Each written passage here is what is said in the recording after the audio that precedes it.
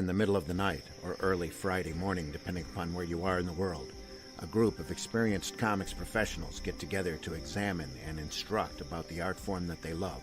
That's great comic artwork on Comics by Night, Fridays at 5 a.m. Eastern, here on the Indie Comics Network, indiecomicsnetwork.com. What was that? This is not a charade.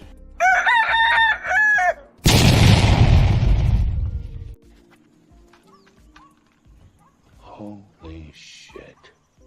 That is the craziest thing I have ever seen. And I'm Dennis Quaid, and Dennis Quaid has seen some shit. In the time before Atlantis sank and the lands of the world were savage and untamed, one man would claim his destiny.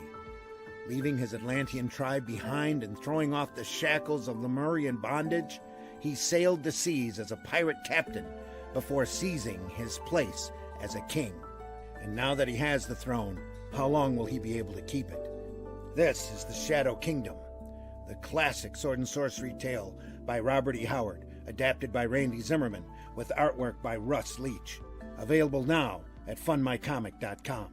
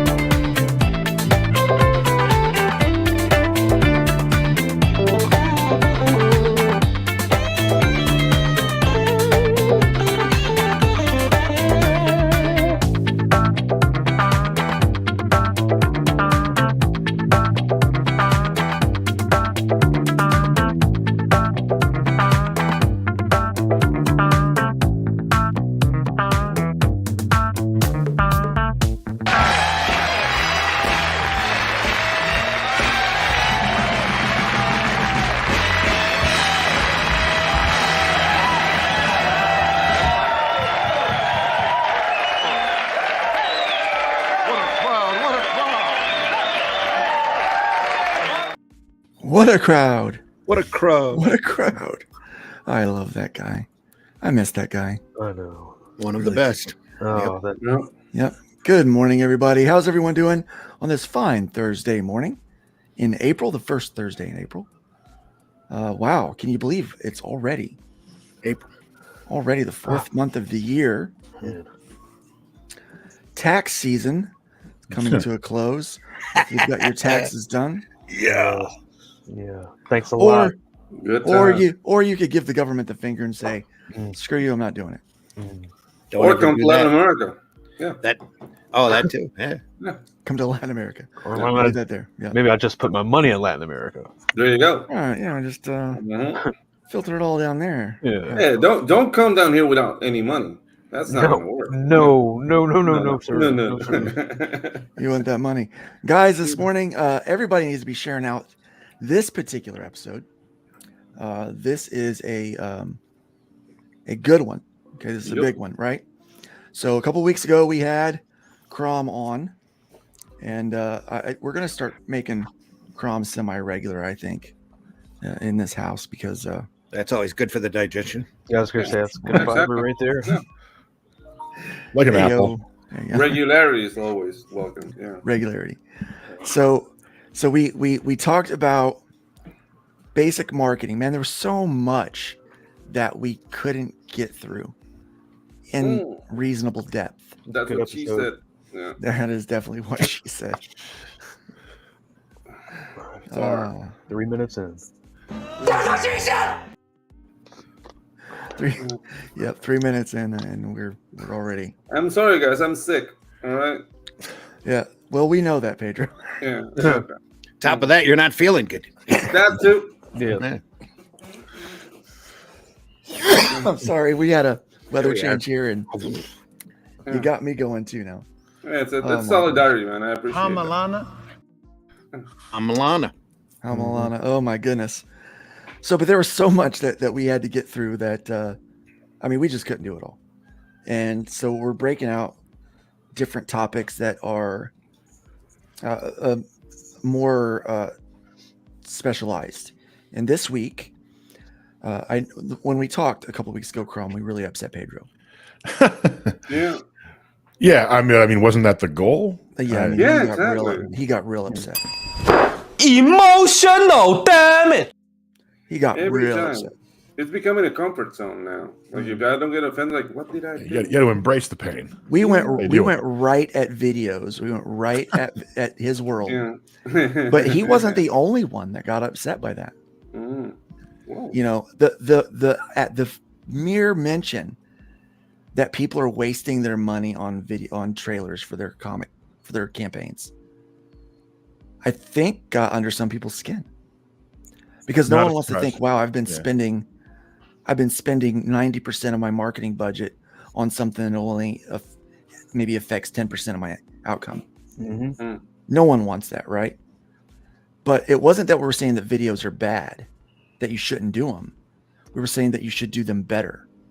That Or they're- you're using it wrong. yeah, you're using it wrong. Yeah, I think that's the real key to it. Is like, do you know what this tool does? And that's true of like all your marketing. Yeah, or do yeah, you know what what the it's- tool yeah. does? You know, what is it capable of doing for Yeah. you? So that's what we're going to talk about today, guys. That's going to be our topic. We're going to dig into that real deep. Real deep. Real deep. Mm. Real deep. Mm-mm. Yeah, that's We're going to find the meat. We've done this before, Here you go. and we promise we will be gentle. We will. That is not a joke. That is a natural fact. It's a natural fact, guys. It really is. Yeah. Did we promise we'd be gentle? I don't know. Yeah. Randy, how was your week, man? It's been very interesting. Yeah. Went on a little weekend trip with the wife and came back to some work, and just now I'm going through a tremendously large box of 40 years worth of Tales from the Anniverse drawings and art, and trying to weed through it and pulling out character sheets and looking at stuff going, what the heck is this? That kind of thing. You know, but it's been good. It's been good. Hojo is one of our guest panelists this week. Mm-hmm. Yeah, that rotating seat now. Trying to it's musical chairs, and we're going to find out who is. Oh, who's Joe gonna had be the no butt idea that he was in a gets it. rotating seat. No, not at all. I thought he did. That explains the movement. Yes. Yeah, I thought he was all about it. Yeah. I thought that's why he got there. Yep. Why? I mean, Why? should we ask Doug? You don't Doug. want to ask Doug? Doug. It means you're a catcher, not a pitcher. The joke's on you, Doug. I was a pitcher. Yeah, there you go. There you go. He goes, there you go, Doug. I thought you were going to ask Dave. Why? Yeah, 'cause, Because Hojo. So Hojo, how was your week, man? oh, good. Well, I mean, I've been sick too. I just came off of it. I've been sick, had like a really? little cough and all that for a week. The wife's sick now. My going on? youngest turned 3. Busy Sweet. editing, trying to go through my first pass on Mythicals 3. Wrap up Mythicals 2. That's at the printer. So I got the downtime, chilling and editing. Chilling and editing. It's basically it. Chilling and editing. I went on a hike Saturday. Where do you hike in Indiana? Oh, all kinds of places. Is there? Oh, yeah, all kinds of places. Oh, okay. Especially across southern Indiana. Oh, Southern all right. Indiana is Yeah, very yeah. hilly. Mm. Lots of. It's because of all the rivers. Yeah. So we went. Southern Indiana is right at the very base of where the Appalachian Mountains start. Based. Yeah. Right there. Yeah, we're based down here. So yeah, we went to the state park. It was actually the state park where I was introduced to the dulcimer. So we went on a hike there and actually accidentally got on the rugged trail, which I'm not physically ready for a rugged trail yet, but I pushed through. Wound up getting sick that night, just from all the breathing, coughing stuff up, all the ruggedness. Yeah, and it just got me in it, and so it got me in like this bad cycle. But I had to be up early Sunday morning because Easter, and I was playing. Oh yeah, we got to play at church, but so we went through Easter, had a good Easter. One of the things we're going to talk about today is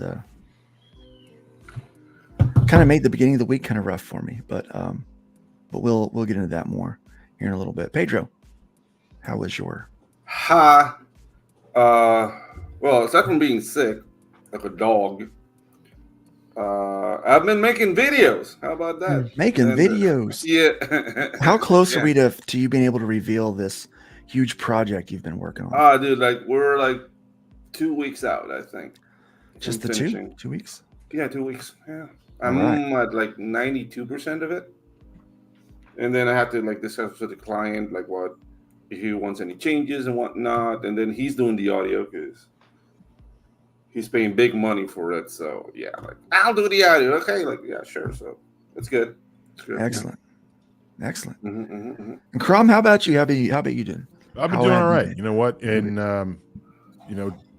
not that we're going to dive right into what you were going to talk about there, one of the topics you were getting into, but that has certainly recontextualized some of my troubles and made them seem a lot less of a big deal. Like I got my challenges coming in and I'm busy and all that, but by and large doing all right. So yeah, this news kind of set the mood for the week for me around here. It's been very somber. So a couple of weeks ago, many of you might have heard through the grapevine or through different media outlets that one of the founders of Cartoonist Kayfabe on YouTube, Ed Piskor, was accused of sending some inappropriate messages to, at the time when she would have been a minor. And then someone else come on and piled on and made some more accusations later on in that week. And he was effectively canceled. Very efficiently, the internet mob came out and surgically, you might say. Yeah. It was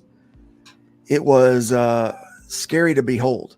Yeah, they've done this before, right? Yeah, like they've done it before, and many of these people were his friends, and it seemed like none of them even took a second to listen to his, to even verify what was going on. And let me preface this by saying I'm not a fan of Ed Piskor. Me neither. And I don't know. Like, look, we should be like very accurate with semantics here. Friends. Right. Are those really friends? People who do that? Yeah. Well, it's people he called friend. Okay. Okay. But but so this is not Luke trying to be feign some kind of false emotion here. No, this is it was another man, another human being, another one of God's children on the planet, occupying space on this rock, rotating around another rock, or ball of gas. And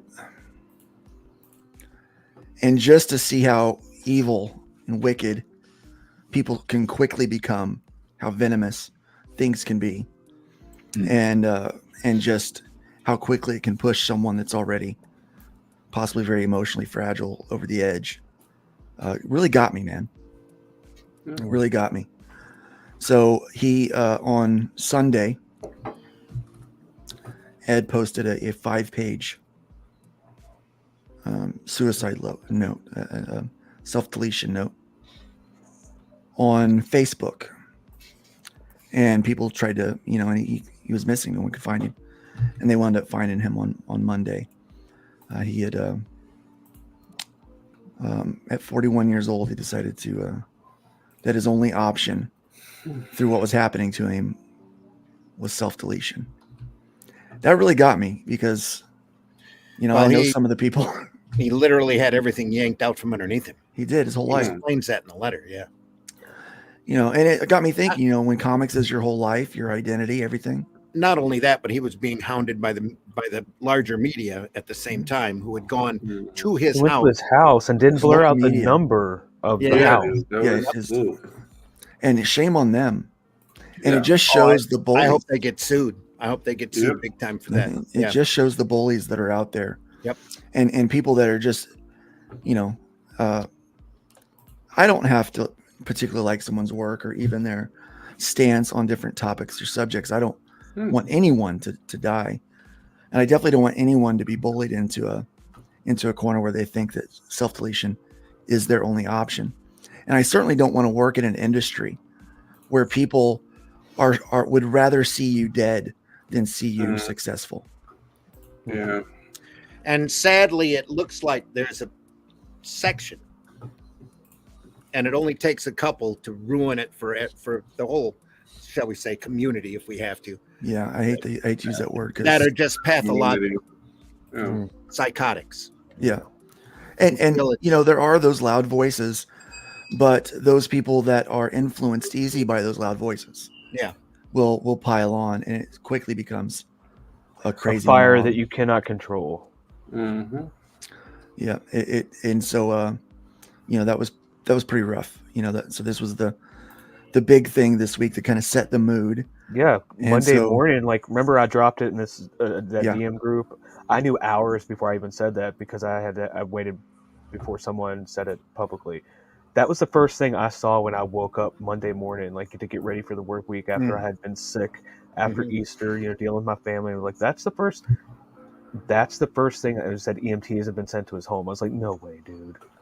They're like, just wait, and when you hear something like that, you just hope maybe they got there in time, but more than often than not, they didn't. Tommy, the Green Ranger.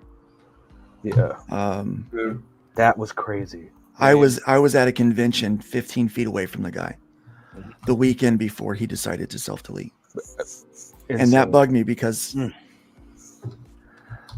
I might get emotional this morning, guys, but that's okay. I have been in ministry for 25 years, 2 decades, right? And, as a pastor, I've talked a lot of people off a ledge. And I just wish I could have shown some compassion. I wish more people would be willing to show compassion to people that are really, truly struggling. There should always be a better option than self-deletion. It's a real problem. Well, you add to that, we're in an art form, period. And that means that some or most of the people working in this art form are very passionate. They're very passionate about what they do. Ed was incredibly passionate about comics. He was passionate about his position. He was passionate about the jobs he was getting and had gotten, and the movement that he was making in the market. And when all of that gets yanked out right from underneath him, especially if the second accuser's accusations turn out to be completely false, which is what it looks like it is happening. And I mean, not for nothing, every demographic he is it's an epidemic. It's becoming an epidemic with this target demographic. But often yourself in America, with look at him. That is the statistic. It is. Middle-aged white male, lives alone, I don't know. I think maybe he lived with his parents. I don't know, but No, he he doesn't lived have alone. any children. Lived by himself. Thank goodness. Yeah. Every red flag for him, once this happened, somebody should have been on him. Like, come on, Well, man, don't. His whole existence was the art form. He says that Right. in his letter. That was it. If when you have something, this is all you are, and it's ripped away from you.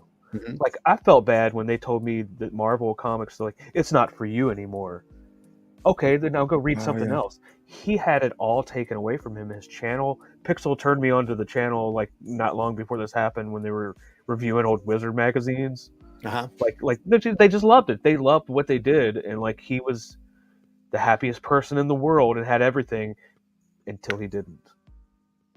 And the capacity for some people to handle this emotionally, it doesn't exist. You think about comedians, you know. In fact, Randy and Russ are working on a book by a tremendous talent, Robert E. Howard, who wasn't murdered by internet bullies. Another passionate but individual. A passionate guy who mental health and the isolation of this kind of art form got the best of. And you know, when a guy like Ed, who his whole life, all of his friends are in comics, and when all of your friends and all of your jobs when all of your friends, all of your jobs, all of your livelihood, and all of the things that you invest your time in as far as a hobby are when that's all stripped away, you have nothing left. And that's why athletes it wasn't even have trouble.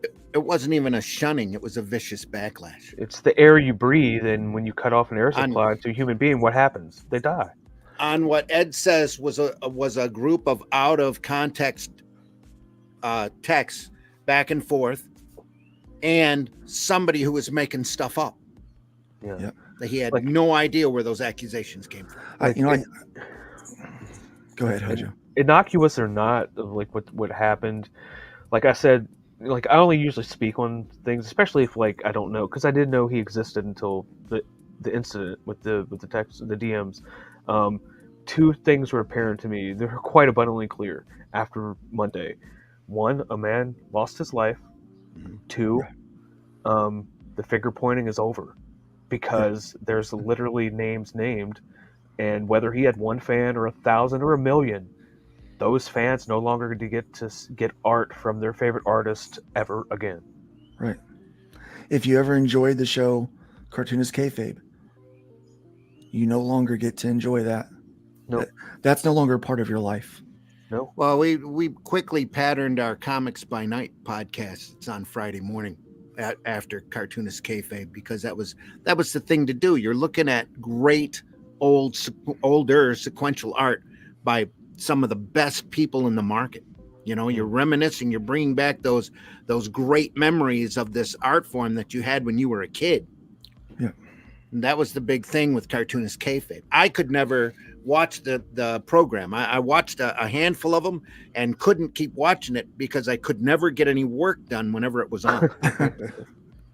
Because you had to stop and you had to look and go, oh, yeah. Oh, man. I didn't like it when they piled on people because of political things like Mike Barron. I'm like, that's out of line, man. Come on. It was. But, you know, that was part of that network that he was a part of that he mentioned. That wasn't why I watched the program for them. Yeah, I didn't watch for that. Yeah. No. But it was entertaining. It was, yes.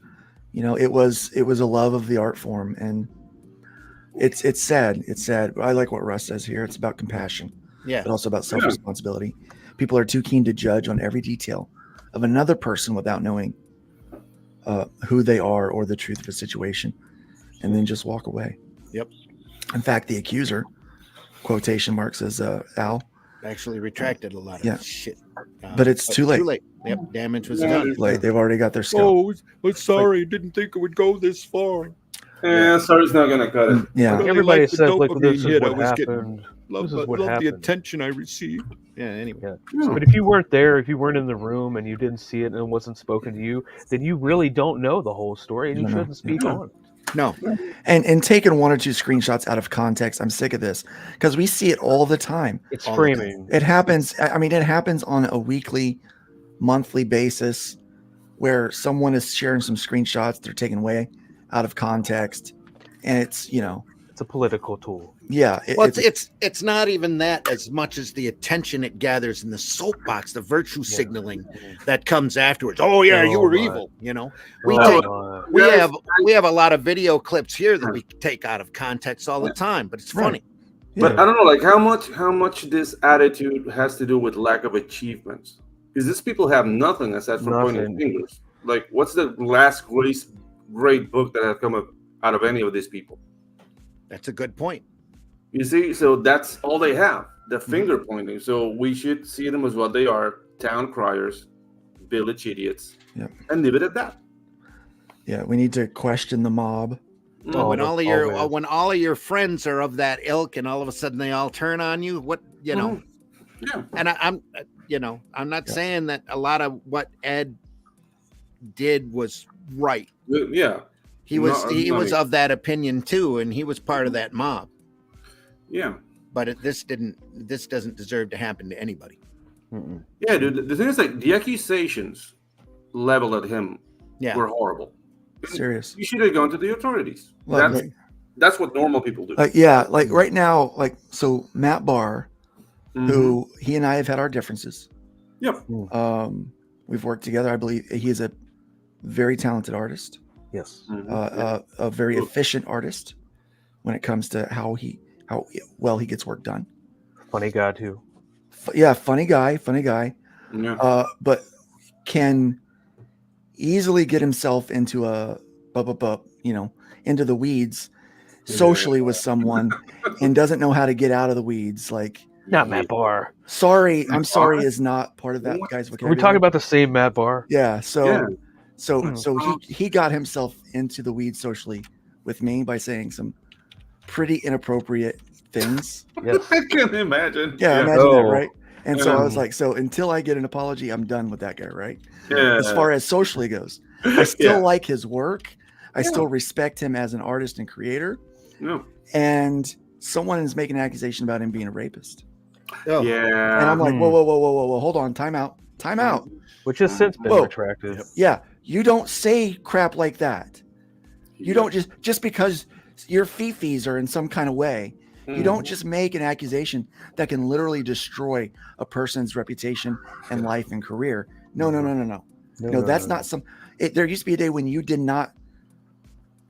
There were real occasions of that happening where people were afraid to make the accusation because of how serious that accusation is. Yeah. Yeah. Now They people should don't have, care. but There's no etiquette on as a human being when you're dealing like in Twitter with a keyboard, stuff like that. A keyboard, yeah. The internet has gotten increasingly. Everybody's Rambo. Yeah, and it's gotten increasingly more volatile and vicious. And I came to the realization on Monday that the people that surround this industry, some that work in it, but most of them that want to work in it, but are more like crabs and vultures or kind of bottom feeder fish. They're trying to suck off the life of people that do have talent and that do enjoy this stuff. That those people are terrible. That we have some really god awful human beings that are involved in this industry. I just don't think you can build a foundation on tearing things down. I mean, I guess maybe like big YouTube shows that criticize things, but I don't even think it's that. I look at it something different. But like to tear someone down and to try to ruin people as like that, like just that's your thing to try to succeed. Like you think that's going to work? Because people have long memories. And that's the thing. Like, there's a space for laughing at people's actions. You know what I mean? If you do something stupid, then point and laugh. But you're gonna make things up about people in order to get attention. In order to get attention, and things that might make them like they're not able to feed their families and themselves, and maybe get in jail time. Then you need to be hunted down and taken out. What's going to happen when it's going to go the opposite way? When there's the opposite, when there's the Michael Douglas falling down version of Ed Piskor, right? Yeah. Instead goes inward, they go outward. Mm-hmm. That's what are you going to do with this? With this network of these those kind of people, they eat their own. Exactly. That's what I said. You're going to see it happen eventually if they don't straighten up. You know, I think we have to start fighting the internet bullies. We have I to. think it's inevitable. Yeah. Yeah. We have to start, and not by being more internet bullies, but by shining some light and love on the situation. And I mean, I know not everybody here shares the same faith background that I have, but Mm-hmm. you know, in my religion, my God tells me to turn the other cheek, that when someone smites you, you give them the other one. Yeah. If someone steals your coat, you give them your shirt. That you repay evil with kindness, and that is the only way to truly defeat the evil, is to outshine it with the kindness, and to get rid of it that way. And so I believe that the only way that we can get rid of the internet bullies and the negativity is not by creating more negativity and pointing more fingers and yelling louder. I think it's by shining brighter and by doing things more positive and trying to help the situation, trying to help people off the ledge, try to help people create healthy habits that, you know, that get them connected with people outside of this world that they work in and live in, and giving people a reprieve from the negativity, just something positive. That's what comics has become, the exact opposite of what it was when I was in high school. There was the table that I sat at that we connected over comics. There were Christians, atheists, straight, gay, male, every color. Well, there was only 2 genders back then, so both genders. There was, I mean, if you looked at it, it was a table of misfits, but we all connected over our love of comics. Exactly. And comics has become so segregated and so isolated and so segmented that it's nothing at all like what it was when I came into the fandom. But you know, when you say all colors, it rubs me a little bit the wrong way, because I'm pretty sure you're leaving Eskimos out. Because I haven't seen many Eskimos outside. Like, I don't know. Well, no, we did have a Hawaiian guy. Okay. We did not have an Eskimo. That's close. I think that's Eskimo / Pacific Islander. They might be in that bubble. All right. You're actually not allowed to say Eskimo anymore. That's actually a term. Sorry. Oh, I'm Catholic. Inuit. I'm Catholic. We believe in the Crusades, like all you said, but we Crusades. So, but you can't fight hate with more hate. No. I'm sorry, Eric Cartman. It doesn't work that way. Yeah. You don't fight hate, but more hate. My hat. So it will destroy him. It will, and you just can't. So cut the crap. You know, like you said, none of these people have done anything that's worth looking at or reading, and I think they know it. You're like, well, why not me? Why is my stuff not good enough? I'll destroy it. Go ahead, try. I like what Levi is saying. Do people that feel less talented feel the need to tear others down? Yes, it's crab bucket mentality. Yeah. Yes. They don't follow that line of thinking to the end, which is, why not me? Why don't people like? Because you suck. And once you know you suck, then the room opens for improvement. Because if you think you're the bee's knees or whatever, you think you're perfect, so you don't study. You have to know you suck to grow. Yeah, you can't fix what's wrong if you don't know what's wrong. Exactly, dude. That's what criticism is for. Every artist, no matter what art form you're in, you're insecure about something with your art. Yeah. And other things. Something about what you do, you feel a little insecure with, whether it's your speed or your talent or your size. or your whatever. Oh, yeah, definitely so. But like, there's all these things that like you have insecurities all day, you know. There's another side of this. If I can jump in, I've mostly kept my mouth shut because I don't know them and I don't even really function in the industry, so I didn't want to step on anyone's toes. But the part that I can speak to is the media response to it, and I'm coming from a journalism background. I'm often disgusted by what the media does, and in this case, it didn't fail to deliver. There's a philosophy in news journalism that has died. It's not around much anymore, and I think it's a philosophy that we need to expect from media, and that's worth expecting, I think, from everybody. And it's the balance of harms. It's the idea that when you're reporting on something, even if you need to report on it, one of the questions you have to ask about reporting on it is this going to hurt more in reporting on it than it would not reporting on it? Mm-hmm. And an example of that would be, let's say there's corruption in a factory in a small town, right? And it turns out that they're stealing from the company. Somebody's embezzling something, and you're going to report on that. But the reality is, when you report on it, you're probably going to close the factory. You're going to end this business because that's how bad the corruption is. And then there's the question of, are you prepared to put 3,000 people who live and work in this town out of work in doing that? That's going to be a consequence of reporting on that. And maybe, you have to. It's bad enough, the corruption's bad enough, or the company's going to go under anyway, like any of those things. But that mentality of having to balance, like, what's the consequence of bringing something like this to light? When should you? What does it mean to bring it to light? It's going to have an effect on someone's life. What happened with Ed happened with people in some of the financial crimes that happened, in 2008 and whatnot. And it's easy. I think this is part of why people do jump on this and start pointing fingers and being vultures, is that it's easy to suddenly feel like you're justified ripping someone to pieces because they've done something bad. Yeah. I don't think you're ever justified in doing that. That's not how we should be. Our society should not be functioning that way. Our law should not be functioning that way. Luke, your faith in the stories in that book exemplify why you shouldn't do that. Like, there are consequences that are shown in those stories of bearing false witness, going to the mat too quickly, tearing someone down, like any of these actions of piling on, being a bad actor in bad faith, have serious detrimental forever consequences. And I feel I should throw that out about the balance of harms, about an understanding what it means to accuse someone, all of that. I like that. It reminds me of I just watched a documentary a few weeks ago about this. You've probably seen the movie Gone Girl.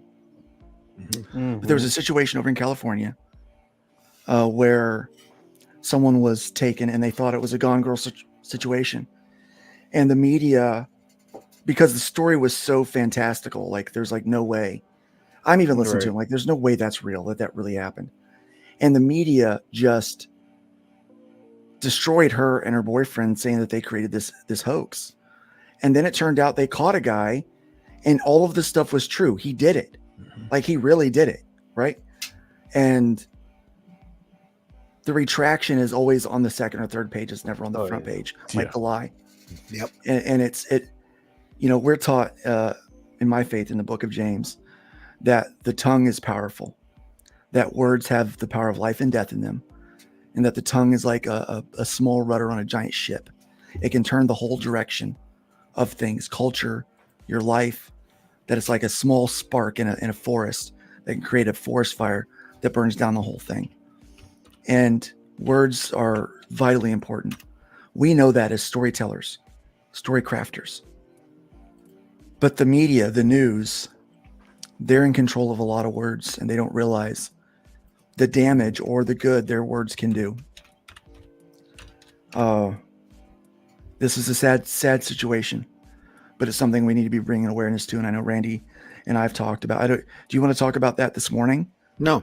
Okay. Yeah. I didn't think so. I didn't want to either, but I just didn't know if, since we're on the subject, but we're working on something to help leave the wood pile higher, if you will. And, sad story, but I guess let's move on to some better news.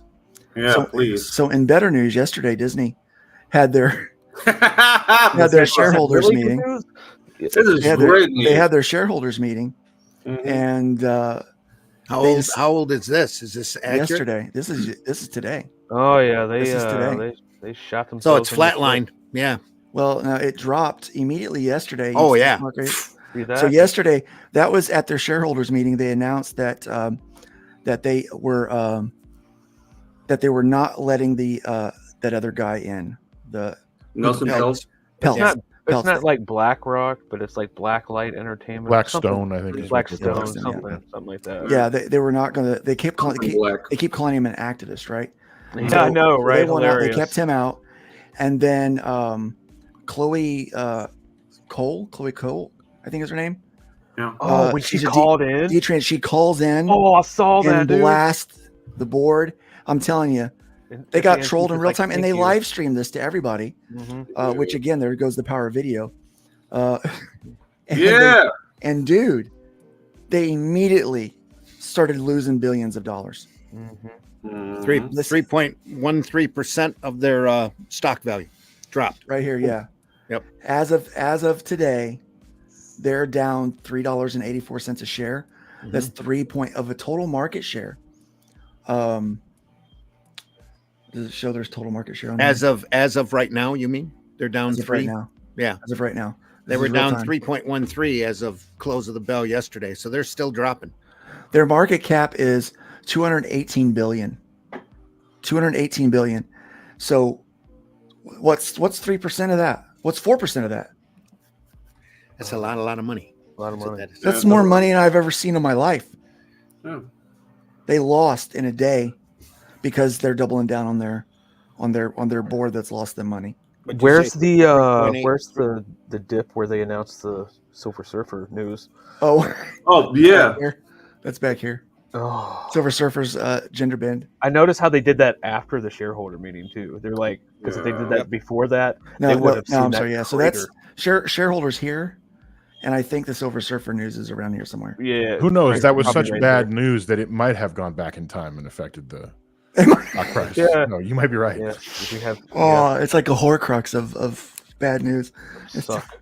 Take us back to one of these days. They're going to do something that's going to break the space-time continuum, and Disney would have never been born. So, so I don't know.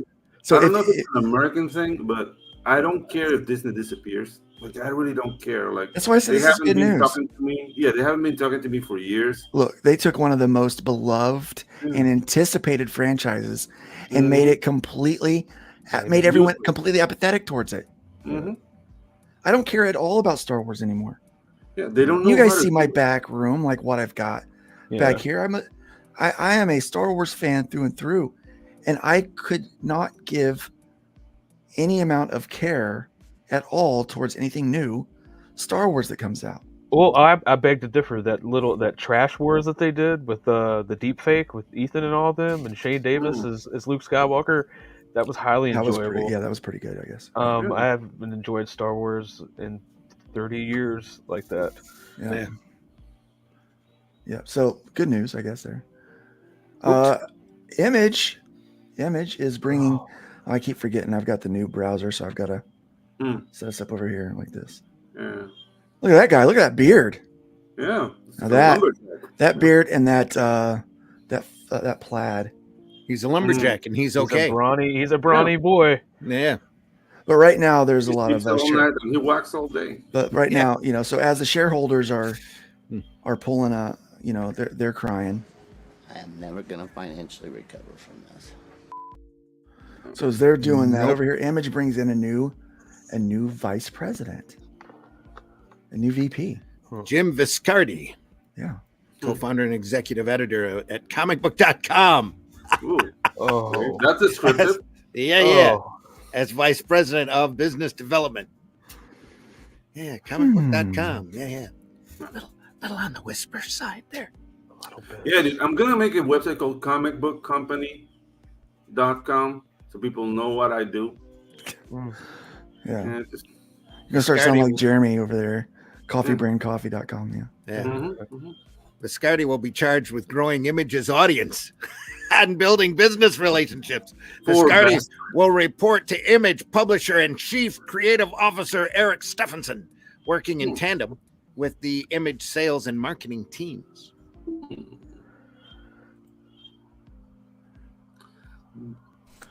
It means you're a catcher, not a pitcher. Prior to his 9 years at comicbook.com, which include the sales of the company to CBS Interactive, now Paramount Global, in 2018, Viscardi spent time in sales and marketing roles in Ingram and Marvel. He has a wealth of experience at his disposal, but more than that, a unique perspective that should serve him well in this new role. Stevenson said, yes, he's got an inside view of the Whisper Network. Is this so cryptic? I hope he does well. A successful mainstream means a successful indie, because the more people that are coming to comics, the better. I don't wish these things demise. I wish the people that are screwing them up would be fired. I do. Get them out of there. Let people that love the art form and care about it and want to be there. Want to be there. Nurture this thing back to health. I wonder how many people that would leave. Hopefully this guy's one of the people that cares. Nope, not very many.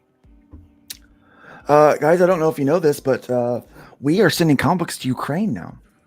Because that's what's going to help the war over there. 2 organizations, Games and Comics for Ukraine, and Comic Books for Kids, are teaming to gather donations of games and comics to send to children, soldiers, and English students in Ukraine. There you go. I'm all for this. I was under the impression that the Ukraine kids don't speak English, but hey, that was kind of my first thought. Yeah, it's a good way for them to learn English. Yeah, there's that. Especially if they use words like superciliousness in the book. And English is one of Ukraine's official languages. You know what? Extra credit to anyone in the chat that can tell me what superciliousness means. Yeah. If you know what that word means. I mean, they won't be able to read at night, but no. They got no The organization is seeking donations of surplus inventory of games and comics from U.S. retailers, publishers, and distributors. Maybe we should send him some. Maybe we should send him a few books, right? We can send him a case or 2. Yeah, I'll send him a case or 2 books. They can read hybrids. I was going to say something very inappropriate. Well, that's par for the course with you. Yeah. I mean, they can read like with every explosion at night, like just time it perfectly, like and yeah, but I don't know, man. Like, make sure it's a splash page. Yeah, Dr. Ben's correcting. It's not a gender bend. It's an alternate version where Shalabal was the Silver Surfer. Yeah. What, for like 2 pages? Yeah, that's the thing. Like, they're still gonna put a chick in it. Yeah, they like. And be careful, they might make her gay. And make it lame. Well, I thought it was going to be Megan Rapinoe. I called that like a couple months ago. Yeah. I was close. That would have worked.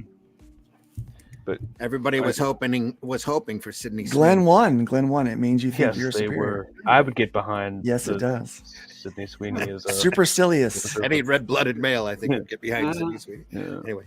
Yeah. But that's the thing. Like, they're going with an obscure version of the Silver Surfer when everybody knows.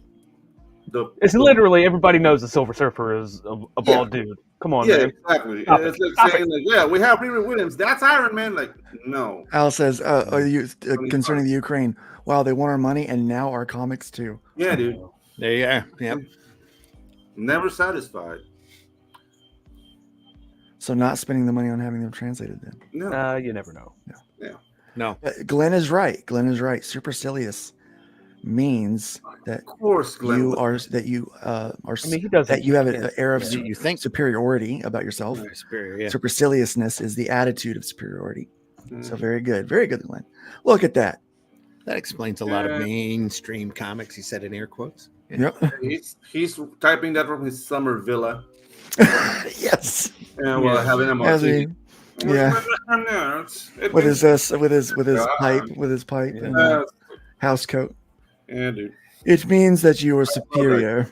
Yeah, I love that guy. How about we donate books to American kids, to kids that are orphaned, hospitals, etc. here in the USA? Just ask.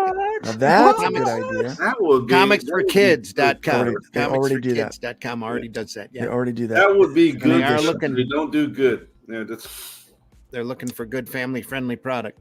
Yeah. The project was spearheaded by Games and Comics for Ukraine, a new organization founded by David Wheeler of Dragon's Lair and David Dotson. Dragon's Lair. Dave and Dave. Hey, this is my brother Dave. Dave. This is my other brother Dave. This is Dave and Dave. Yeah. Wheeler reached out to Comic Books for Kids, a 501(c) that distributes comics to kids in hospitals and to troops as a charitable partner for the effort.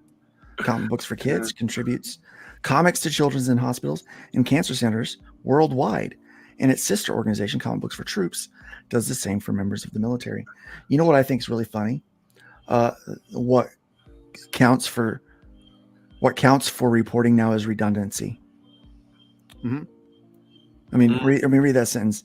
It's a 501(c) that distributes comics to kids in hospitals and to troops.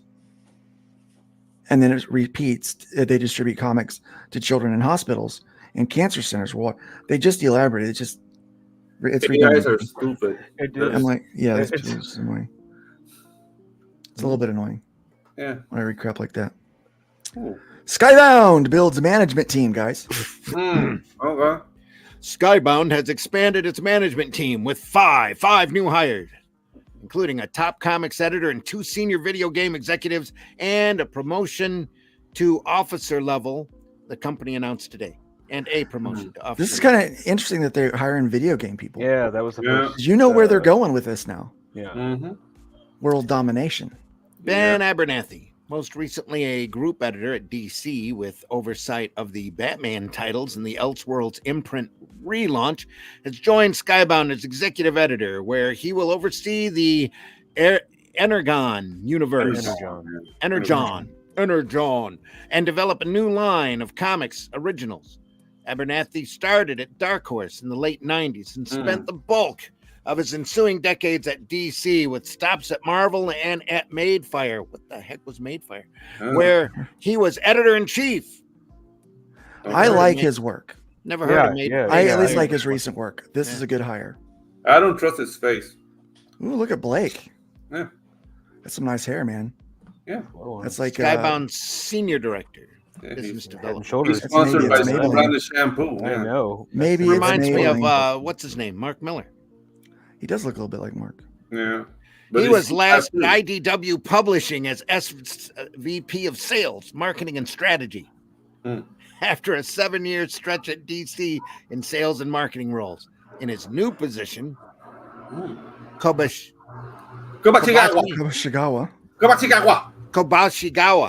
There you go. Will work on expanding Skybound sales outside of traditional distribution channels, creating new strategic partnerships and managing licensor relations, retailer executive variant cover programs, foreign licensing, and Skybound says even more. So here's the thing about the marketing people that bounce from one company to the next. I don't blame them for the state of comics. Nope. They're just marketing. Yeah. Like they're there to sell it. They're high level salespeople, right? Yeah. They polish the turd. They polish the turd. In many cases, they do a great job of selling gruel. You know. Yeah, fertilizer would be better. He's the Fabio of comics. He is. Here we go. Alex Hargett is Skybound's new director, brand editorial, a role in which she will lead day-to-day sales and marketing for publishing, charged with expanding bookseller and librarian relationships. She was hired at IDW Publishing as book and mass sales director in 2020. Those people get around. And she left as VP of sales last year. She also spent time in sales. Well, the only way that you can get a pay increase is to move to a new company. Yeah. There's no such thing like, as growing. Being able to grow in a single spot anymore. Yeah. That's why the freelance artist does so well, especially when you're not working for the big two, because you don't have to wait 60 or 90 day net to get paid off your voucher. You get paid right away. I like getting paid right away. Yeah. Yeah, she also spent time in sales and marketing at DC and in something else that you moved too fast for. Look at that face. Yeah. Arun Singh. He looks like one of my cousins. I don't like him. I thought that was the bad guy from the first Iron Man movie. Right, yeah. He's vice president and editorial. He's hired as director, brand editorial in 2021. I would cast him to play a villain. That cousin owes me money, man. Oh, come on. He's got kind of a kind face. He does look like a James Bond villain, though. That's why I would cast him as a villain. Because he looks just nice enough. Yeah. Like, I like the guy. No. Like, that's a 24 villain for, like, Jack Bauer. Yeah. Yeah. Maybe. Look, he's got a face for TV. I don't know why he's in comics. Yeah, that's true. After a stretch as VP of Marketing at Boom Studios, he also managed a rapidly expanding brand team to handle Skybound's growing publishing output. I love Boom Studios, guys. Yeah. I think they do good work. They work with Keanu, right? Yeah. New executive hires both from video game giants, including Chris Paulson, who joined Skybound as executive vice president and general manager of games publishing.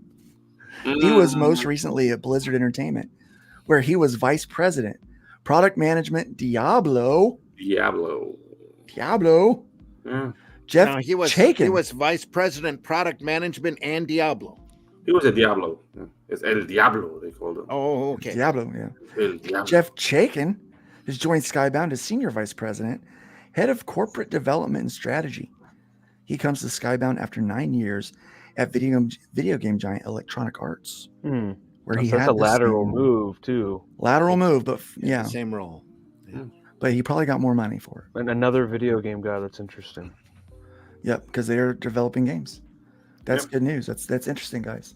And Skybound's able to stretch out now that they've got Transformers and G.I. Joe. That's what I'm saying. Like the Skybound imprint is anchoring just be retailers. Yeah. The Energon thing, or are they going to introduce more things into that? Oh, here's our friend Robbie. Yeah. So 2 more articles. We'll move through these quick, and then we're going to get into our subject for the day. Here's your pal Rob. Yeah. My good buddy Rob. Good buddy.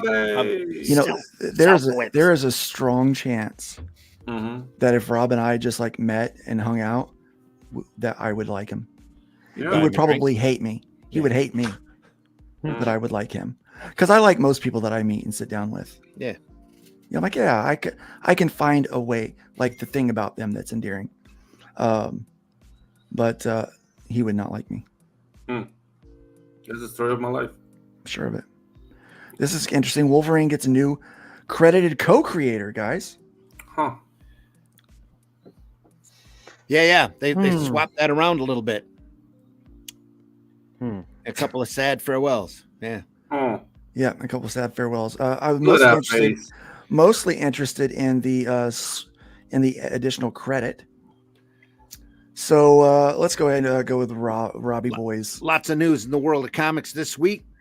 Some sad, some shocking, all noteworthy due to the velocity and variety of the news that just broke over the last few days. Apologies for the inconsistencies in tone as I address each of these items. R.I.P.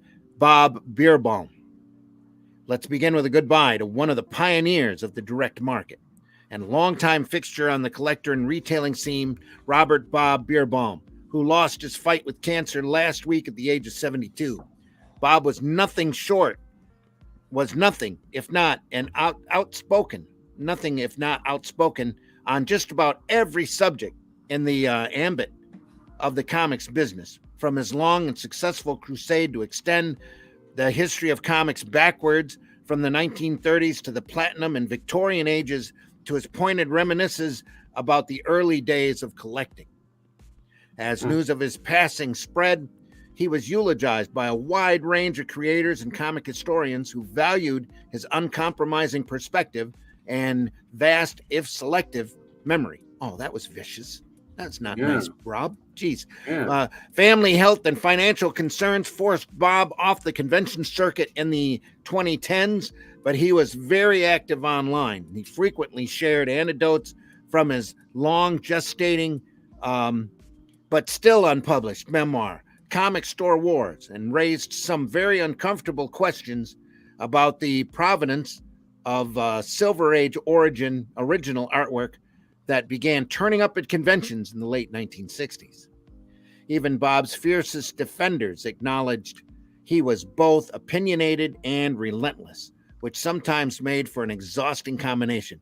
Others who remember doing business with him recount his unsurpassed talent for burning bridges. Hopefully the example of his... Yeah, how do you like that? Yeah. The guy's dead, dude. You can't be nice. God, hopefully the example, screw you, Rob. The example of his courageous final days, staring down terminal diagnosis with his personal passion undiminished and his voice still clear, softened some of the hard opinions that formed about him from the past. This man was incredibly passionate about comics, about the art form, and he had, if you have Facebook and have the time, traveling down through his timeline, there's all sorts of great little bits, and maybe they're not all 100% recollections, but he didn't have to be this mean. I don't believe in speaking ill of the dead, especially like what good does saying he was a hard person to work with and he was exhausting? What good does that do anybody? Yeah. Let's just say, look, he contributed a lot. He was very passionate, and it was a sad loss this week. Come on, Rob, you're better than that. Yeah. I don't believe I met Bob personally, but man, if we had half of his passion. And if you read his posts on Facebook, you'll see he loved comics. He loved every bit, everything about comics. If we had half of his passion, comics would still be in a golden age. I'm telling you right now. True. I thought the picture was this guy that passed away, not Rob's picture. No, that's Rob. Why do you have to put his picture so big? He puts his picture on. He loves himself. Ego. Yes, I know. Yeah, I can tell. I've been reading. I would find, RJ says, I'll finds a way. I'll find a way. Yeah. What's that snick sound I hear? Oh, let's find out.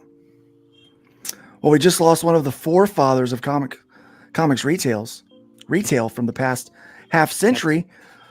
One of the era's most popular characters just gained a new parent. Over the weekend, we got the news that Marvel Studios is giving a full creator credit on Wolverine to Roy Thomas. What? Alongside long-acknowledged creator Len Wein and John Romita Sr. Let's say this news was not welcomed with unbridled enthusiasm among comics professionals online, with former Marvel editor Bobby Chase and outspoken pros like Mark Waid questioning the timing of this announcement, given that everyone else with firsthand knowledge of the situation, besides Roy himself, is now deceased.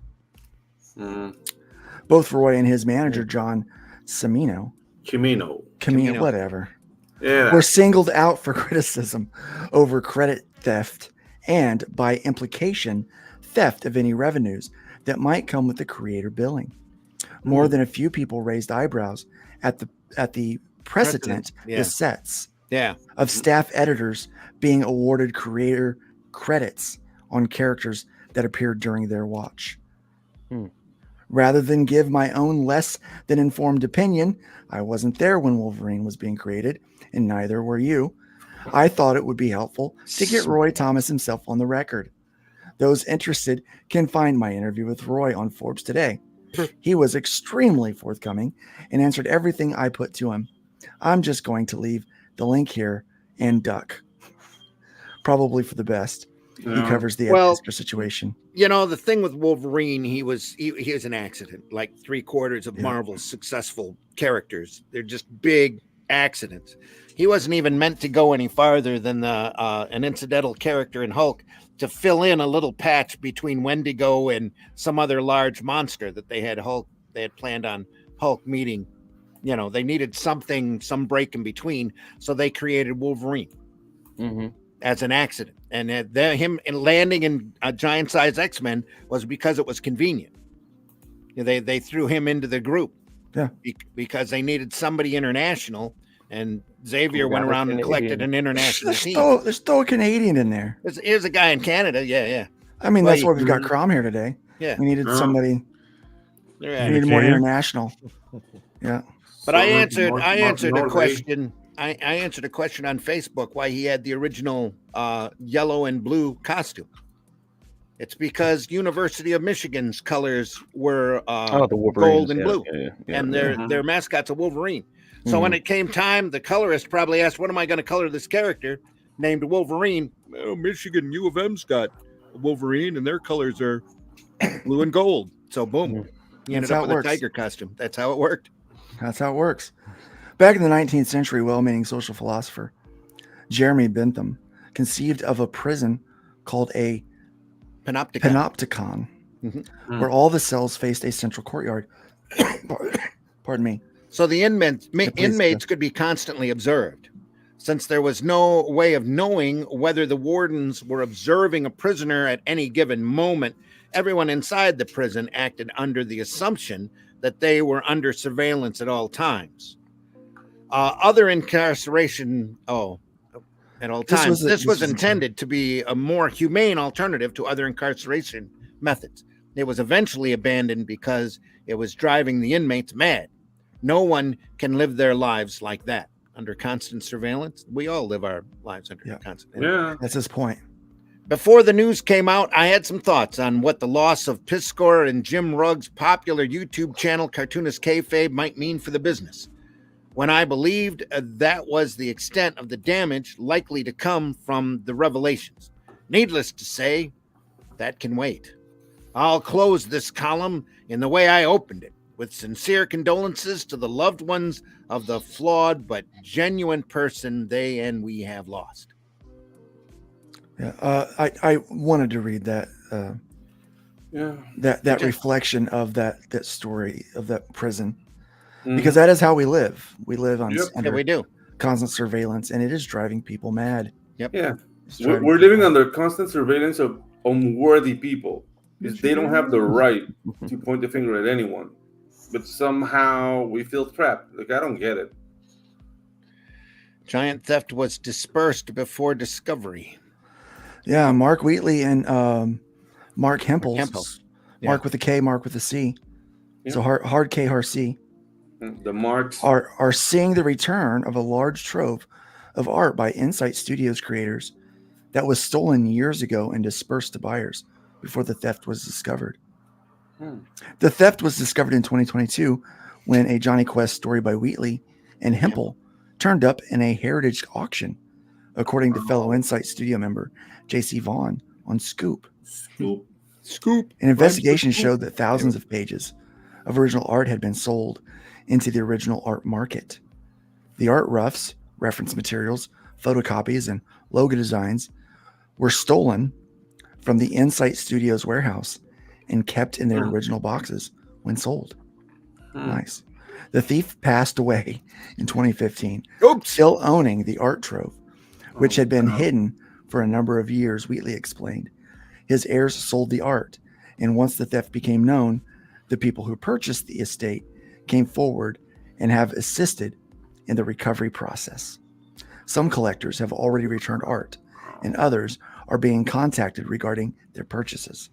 None of the purchasers knew the art was stolen. The good part is how many collectors have come forward to return art to help trace the art. Wheatley said, "We have the best fans." Very nice. And here's an inventory. That's a big. Wow. He sat on that stolen trove of art. Yep. His whole life, man. Man. He stole that. He didn't steal that for money.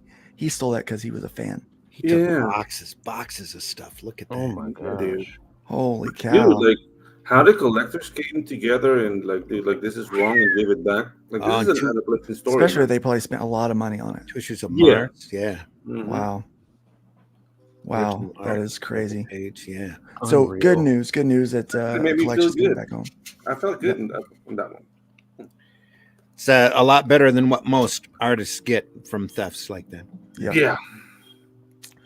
Yeah. So now that we've gone through the news, we're warmed up. You know, we've been in this a little over an hour. Yeah. We got through the rough stuff for this week, so we can start focusing on positivity and growth and doing some really positive things for all of you. And one of those things is helping everyone be able to sell their books better. I was on with Art T. Bear last night and the Pontificators and had a great conversation. It was a lot of fun. Sorry I couldn't make it, man. I was it's all right. Replay. I was watching. I allowed a little bit of my personality to show in the group. He showed the cover of an ash can he has, and I was like, "Wow, that's really good. Who drew that? Like that looks like a professional." Nice. Yeah, and kind of got a chuckle out of him, but I hopefully he didn't think I was being disrespectful. No, dude. Like that crew, those guys they look old, but they're fun. Yeah, and I got that sense, and I'm a big goober as it were, and so but I had a good time talking about my comic with them and kind of going over some stuff. But one of the things that came up was how the industry has changed, and he was kind of musing on the idea that he didn't like, he's had to almost start over learning how to do the crowdfunding thing. And yeah, he's brought an audience with him, but he's had to learn how to do this independent publisher thing that he didn't have to be. He relied on the big guys. Mm-hmm. Like he said, one of the things that I didn't realize how dependent I was on Marvel, on someone else selling it, and then me just getting paid from just a cog in the great machine. Yeah. And so he goes, but it's way more fulfilling to do this. Mm-hmm. But the hard part is selling. Like, everyone is talking about the distribution. That comics, we all know that the distribution model of comics is what suffers. I've been watching Breaking Bad with my kid, like I talked about a couple weeks ago, and his biggest thing was distribution. I can make the blue stuff all day, but how are we going to get it out? How are we going to sell it? And that seems to be the one element in anything that you do, any industry, that tends to be the biggest holdup is, how do you sell the product and move it? How are you going to get it to fans? How are you going to get people to see it? Right. And so that has sparked a lot of conversation and a lot of focus from us here on this panel, and from the businesses that we run. Fund My Comic, Lucasstone Studios, mostly Fund My Comic, really. We're focusing on that. But that's where we bring, where we find a guy like Crom, who is, in my opinion, a genius when it comes to this. And maybe I'm being too generous, but I don't think so. Because I think anybody that understands how to market anything has got a bigger grasp on life than I do. Because I don't know how to reach people as well as I would like to. So a couple weeks ago, Crom came on. It's one of our most watched episodes that we ever had. The shorts, the bacon bits that came out of it, were wildly popular. We had a lot of content. One of the things we talked about was videos. Mm-hmm. The reason why Hojo's here today is because Hojo utilized video very well. But even having said that, I think he could have utilized the video even better. And I think maybe you do too. So we're going to talk about video today. Crom. Yeah. What is the number one problem with the majority of the videos that you see right now on crowdfunding campaigns? If you can single it down to one thing, what would that one thing be? I think the effect, there's a number of different effects going on. So there's one problem I think that's central, but it has a bunch of expressions, right? Like the consequence of the problem comes out in a few different ways. And I think that's a misunderstanding of what video does, right? And we talked about that a little earlier. We kind of quickly mentioned it, right? What does the tool do? What is its effect on consumers? And because that is not well understood, and don't get me wrong, it's not like I have like a perfect knowledge of what it does. What we're dealing with here is you have to test things. You have to, like, this is something that anybody, if you're starting a YouTube channel, gets recommended. If you look at all the YouTube gurus, they'll go through the same set of advice, really. You have to make things, you have to see what works, and then you have to adapt, right? So they all say that same thing. And part of that is because they don't really have a surefire method, nor do I think there ever will be. Like, this is something that moves around so much as far as like what people like, their tastes, what the algorithm is doing. Like, all of that is affecting the outcome so often and so rapidly in any given day that there's never going to be, I think, one particular formula or something that's going to work. So you're always going to have to be testing. But when I see like different lengths or different effects people are going for, when I say effect, what I mean by that is when I tell you, or when someone makes a video and they, for instance, tell a joke at the beginning of it, they're looking for an effect, right? Every one of those things they do is trying to create an emotional change in the audience, right? They're going to set something up. They're going to tell a joke. They're going to tell a story. They're going to switch contexts. That's all about getting an emotional response from the people watching. So when I say effects, that's what I'm talking about, the effect you have on people and that you create. And more often than not, watching a lot of these trailers, I don't know if people know what effect they're going for, or if they are going for a particular kind of effect, if they know what the tool's doing at that moment.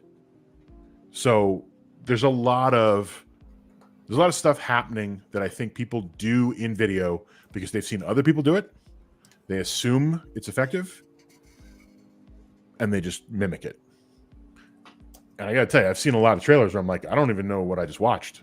Like, I'm putting on my dumb consumer hat, like where I'm like, I'm going to pretend to be someone who knows absolutely nothing right now about this product or about what's going on. So I'll put that hat on and I watch it. And I'm like, I just watched maybe 60 seconds, maybe 3 minutes, and I don't know what I just watched. Right. So there's a lot of scattershot. So sorry, I'm babbling now to your question. But yes, I would say it's a misunderstanding of how to apply the tool that results in all kinds of different outcomes, right? All kinds of different videos. So using that, we got Hojo here. I think the one thing that people noticed most about your first campaign was your video. Yep. And no offense, but your second video was not near as good as the first one. It was okay. It was good, but it wasn't. The first one had to be the big hook. You got the effect. So have you seen the video, Crom? Yeah. All right. I sent it to him because it okay. So for our audience, maybe who haven't seen it, I can't imagine anyone out there hasn't at this point that is watching this show. It can get you struck because Good Stuff used some kind of something with the music that he pays for or something. Yeah, and that's all right. We get struck at the very beginning. Because I sent it to Crom ahead of time, so because we've mentioned suicide. Yeah, we won't be able to monetize this show at all. So we're gonna need your help, guys. You need your help if you want to throw us a tip or something out there. That'd be nice. But this show won't be paying the bills for us at all. The shorts might, but this I haven't we seen can't monetize this time. one. Yeah. So just so in case you haven't seen it, let's go ahead and watch this video, and we'll analyze it bit by bit. Crom, you just stop me when you see something you want to talk about. Okay? Sure.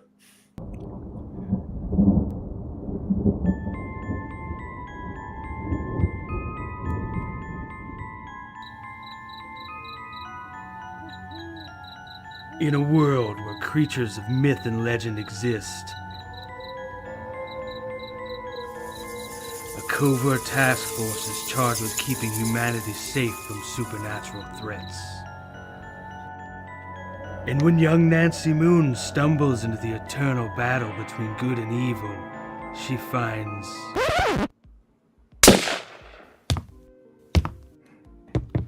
Oh my God, will you shut up? What's happening? Agent Beckett here. Aren't you tired of stuff like that? Want something different? Roll the tape. Whoops. Sorry about that. That's a song I'm writing for next. Okay.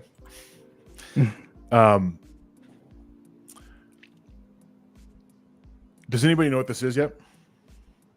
No. Like if we put our hat on, we put our dumb consumer hat on. I keep saying dumb. They're not dumb, but it's in a world. It's in a world. So there's something going on. There's some kind of story. Horror has been implied. Mm-hmm. So we're getting a sense of genre. But just so everyone knows why I told you to stop right here, this is about the minute mark. I don't see a timer, so I kind of guessed when you were at about the minute mark. 58 seconds. Cool. Yeah. We are right now going to lose half of the people watching. Yep. This is just video in general. So it's not about what it is. Just so everyone's aware that like this is how video functions. That pretty much it's almost 100% of videos will lose half of their audience halfway through. Or sorry, not halfway. After a minute. 60 seconds was the number. Sorry. And then every like 10 seconds is another 50% of that audience. So most things by like 90 seconds have bled to death. Yep. It's very rare for a video to hold on to people that long. And it's like a golden goose if you can actually get a video to hold on to people. And that's why, like, when you watch things like Hilliard Smith talks about this, and he's the guy that used to edit for Jake Paul and Mr. Beast, all these guys. If you ever watch them talking about how they edit, the first 60 seconds of anything they create is really fascinating to watch, because they'll get a hook in, they try to get a bit of a story in, and they actually try to get a turn in, all in that 60 seconds. Explain what a turn is. So a turn would be if you, let's say you were, this is the most a current affair cheesy turn I'm going to drop on you. Let's say you were watching a short doc about a performing arts high school, and the person's like, here's what it is, here's all the students that go to it, here's the kind of art they put out, and they're about to be shut down. That's a turn, right? Like I have just tilted the whole story. So a turn is going to be when you've been given context and you understand what's happening, and then there's some kind of serious turn on what's going conflict on. It's a setup and there's a payoff, and the payoff usually will give you like an emotional kick, but also recontextualize the story. So we call that to kind of, I just want to translate that a little bit for the writers in the room, right?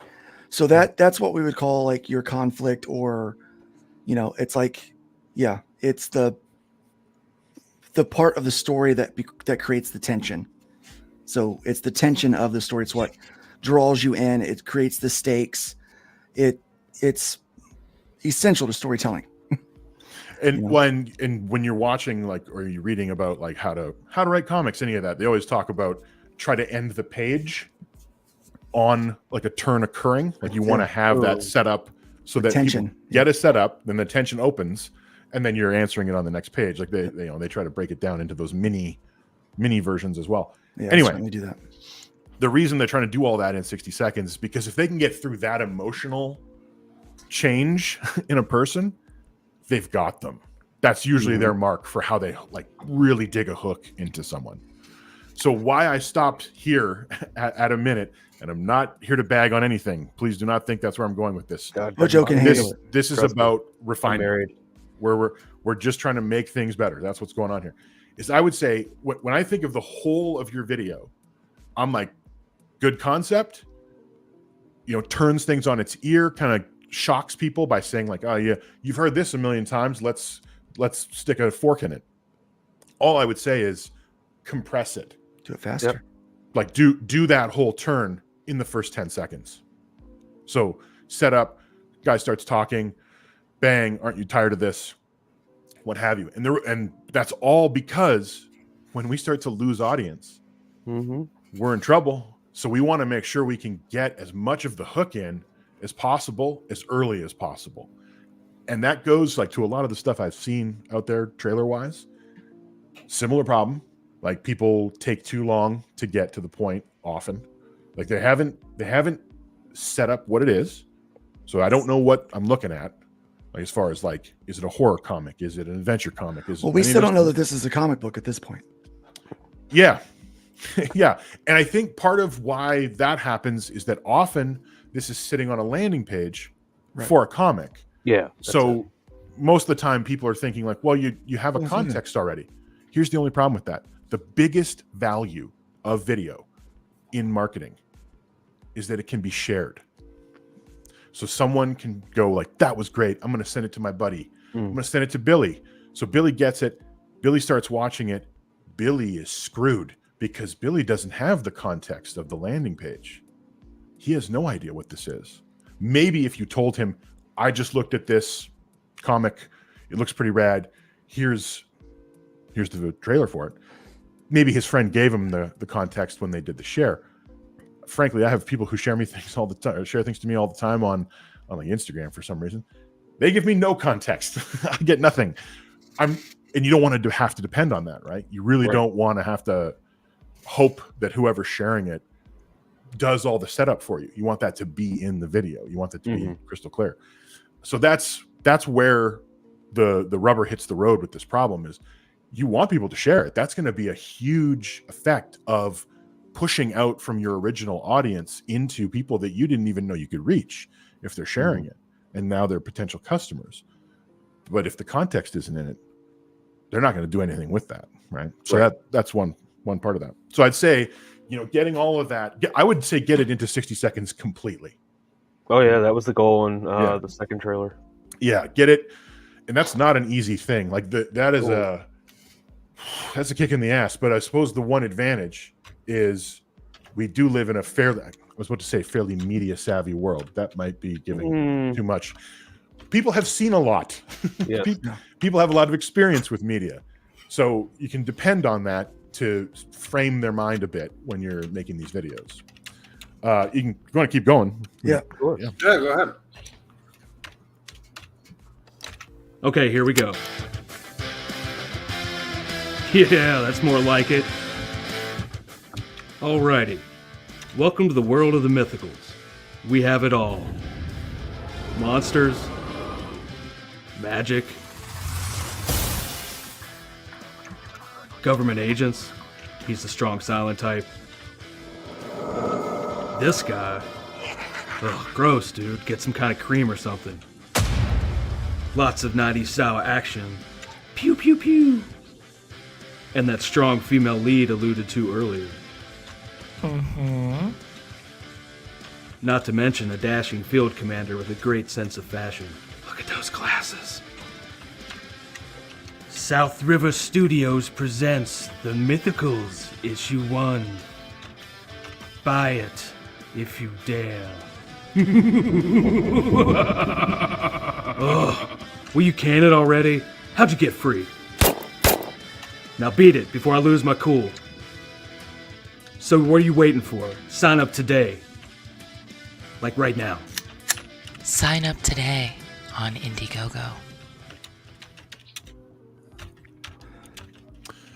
Yeah, I think the only other thing I'd say might be to go a little higher concept. And what I mean by that is even if you straight up said like evil vampires have emerged from the graveyard, these are here to kill them. That you had some of that there, like that was at the beginning. Yeah. And I think it just sometimes you have to drill that thing right into the ground, right into people's brains to be nice and clear. Like I go to film teasers a lot because those are people trying to make millions of dollars off of this. And I think about like the Hellboy teaser. Yeah. The Hellboy teaser kind of sucks. but what's interesting about it is the narrator literally says, like, an ancient evil has returned. This group of people are going to fight them. And then they use John Hurt's line, there are things that go bump in the night. Oh, the ones who bump back. Yeah. And I mean, that's a killer line. It was a perfect one to put in the trailer. So that's all I'd say is, yeah, like when I say higher concept, I mean abstracting the story a bit more, right? Like in that way that going to like, there is ancient evil. These are the people that fight them. That's going a bit more abstract and up out of the details kind of thing. And that's it. I think you got a great concept there. I think it's just speed probably was the only thing I'd recommend. And knowledge on how all of this worked. Yeah. At the time, I tried to study as much as I could, and the trailer concept came from watching generic trailers, bad trailers. The line where he says, "Oh my God, will you shut up?" That was after I watched a trailer for a comic. I was like, "Oh my God, will you shut up?" Because it started in a world. I'm like, yeah, they're all in worlds. Yeah, and the other reason I would say speed is your friend in that moment is to not fall into the same trap where somebody thinks it's like that it's another one of those. So you just don't give them time to be like, oh God, I'm hearing another version like this. You set it up and then you hit it right away with that turn of no, we're going against that pattern. Yeah. Just quickly so they don't turn it off, really, is what it boils down to. They don't think that they're watching another one and just leave. Yeah, it's so I think kind of with videos, what I've been seeing is they're not thinking of telling the story of its own.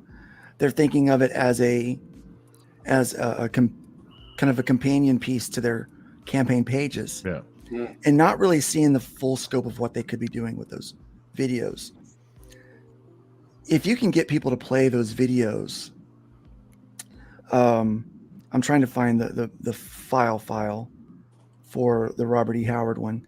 I'm just gonna play one of the kind of prompts that we gave Randy and Russ on the trailer for the Robert E. Howard, the Cull book, was to, it's called Cull Campaign. That's why I couldn't find it. Hold on. I want to look through. I kind of want to look through that one because that's a much shorter video, but I feel it might miss some of the grabby elements, and maybe we can talk about that a little bit. But I think one of the things that I'm finding with the videos these days is that people are not taking in consideration that they can use that on more than just their campaign page. And so, yeah. And so, when you advertise that it's only Indiegogo, or that's why I've been emphasizing creating your own landing page to create your own mailing list, because then that video can become evergreen, right? That's your video the first right now version of mine. It was it just says back at today. It doesn't even, the final one never even said anything about the platform. Right. Yeah. And that'd be worth just having like your URL, like your website, and then handle it on the website end, like direct traffic on your end. That way you can just push people to your stuff. Yeah, like come see what we got, kind of thing. It's we spend a lot of money on these things. When we, pay Pedro. And if I may interject on that point, I saw someone on John's channel kind of bragging that they didn't spend a lot of money on it. And then I watched it and I'm like, you should stop bragging about that. You can tell that you didn't spend a lot of money on it. Yeah. So let's take a look at, and I'm just going to, I can't find the file. So I'll just play it from the side note here. So it's going to take us over for a little bit, but it's only like 37 seconds. So we can talk about it after it's done. In the time before Atlantis sank and the lands of the world were savage and untamed, one man would claim his destiny. Leaving his Atlantean tribe behind and throwing off the shackles of Lemurian bondage, he sailed the seas as a pirate captain before seizing his place as a king. And now that he has the throne, how long will he be able to keep it? This is the Shadow Kingdom, the classic sword and sorcery tale by Robert E. Howard, adapted by Randy Zimmerman, with artwork by Russ Leach. Available now at fundmycomic.com. Short, to the point. There's something interesting about this, and it's the editing. You use the salts for every transition, and that makes the video seem longer, even though it's not. So it helps with the exposition. So I don't know if you guys did that. I don't know, like as a decision, or was it like a happy coincidence? But guys, this is how you make 37 seconds look longer. Because since you feel it's more time, you pay more attention to what Randy's saying. So it's all about editing, not so much like I need 3 minutes to expose whatever. So this sometimes use a word that nobody knows or is not familiar with anymore, like Murian bondage. Yeah. They're like, what's that mean? Lemurian bondage. Lemurian bondage. You're talking about effect, right? Like when I was describing it earlier, like that's why, as Pedro's pointing out, you might smash cut to something because you go from a dissolve into a smash because you're like, I'm about to smash the gas pedal is what you're about to do. Right? You're going to kick into a bunch of high energy change, right? And know that that's what it does high energy. So then if someone's out there and they're like, oh, everything I do is just hard cuts. Like, well, you're creating an energy then. Do you mean to be? Exactly. And, you might not that's only two transitions, guys, like camera placement. How do you relate from one camera angle to another camera angle within the sequence? That affects messaging. So like maybe you don't want to spend too much money on your videos, and you can see that as a plus.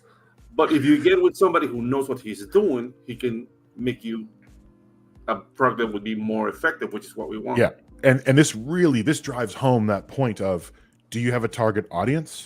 Mm-hmm. Do you know your genre? Have you thought about those ideas and laid them out? Because they'll affect everything, right? There's an energy and a kind of pace to, like, if it's a horror comic, there's an energy and a pace to horror that you have to adhere to, or people can't. They either won't feel the horror or they can't take it seriously. Like, that affects everything.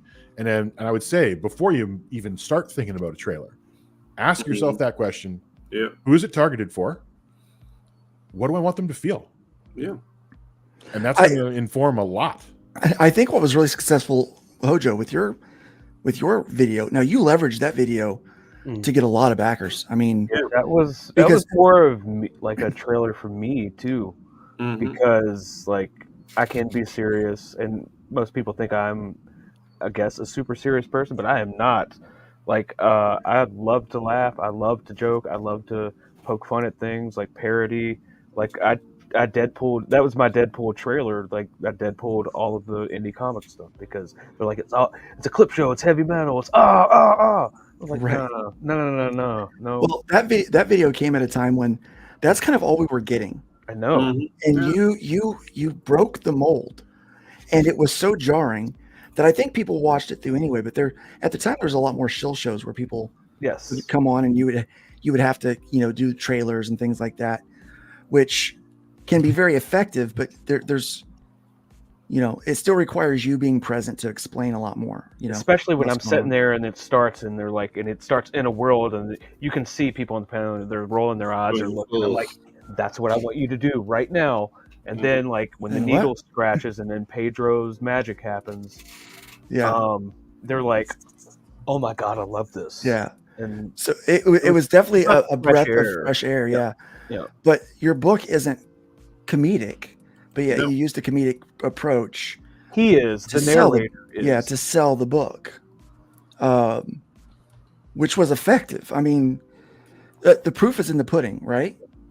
Yeah. And you made over $10,000 on a 28-page book? 24. 24-page book. Your very first floppy, you made over $10K on. No one knew who you were. Nope. They do now. Yeah, they do now.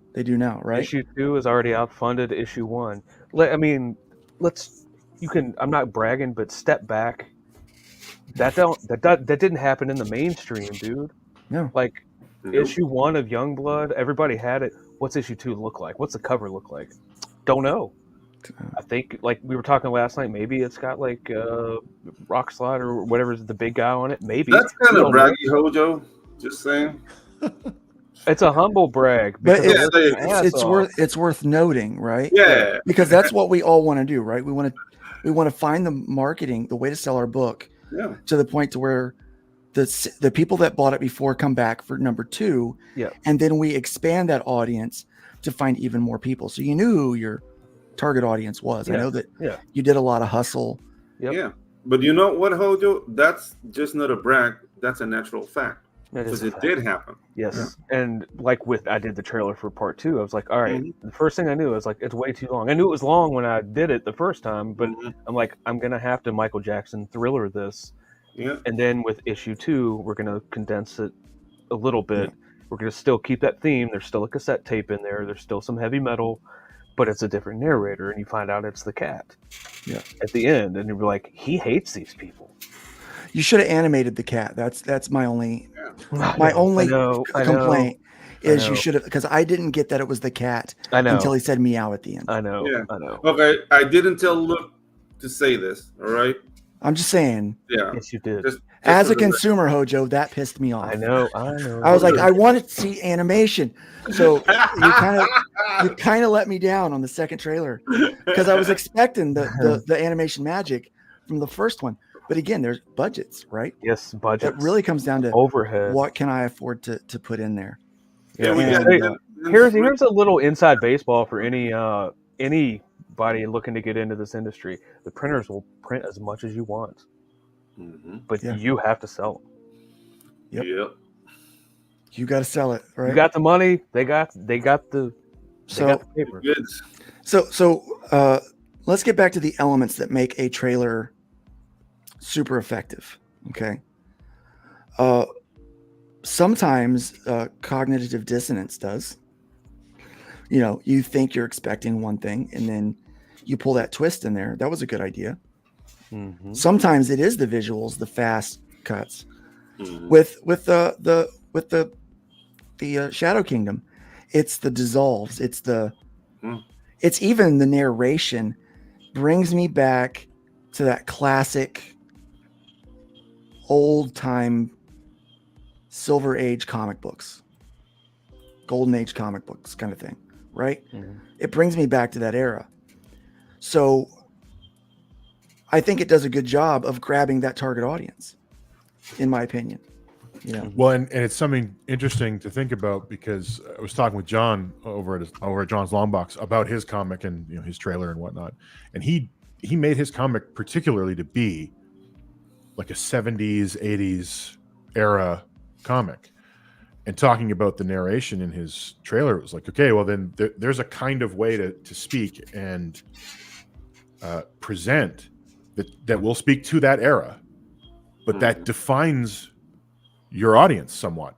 Like, be aware that there will be an age cutoff that suddenly occurs there, because while it's not as though no one who's younger than 30 or 35 would buy the comic, no one younger than that has that sensibility, that like 70s, 80s comic sensibility.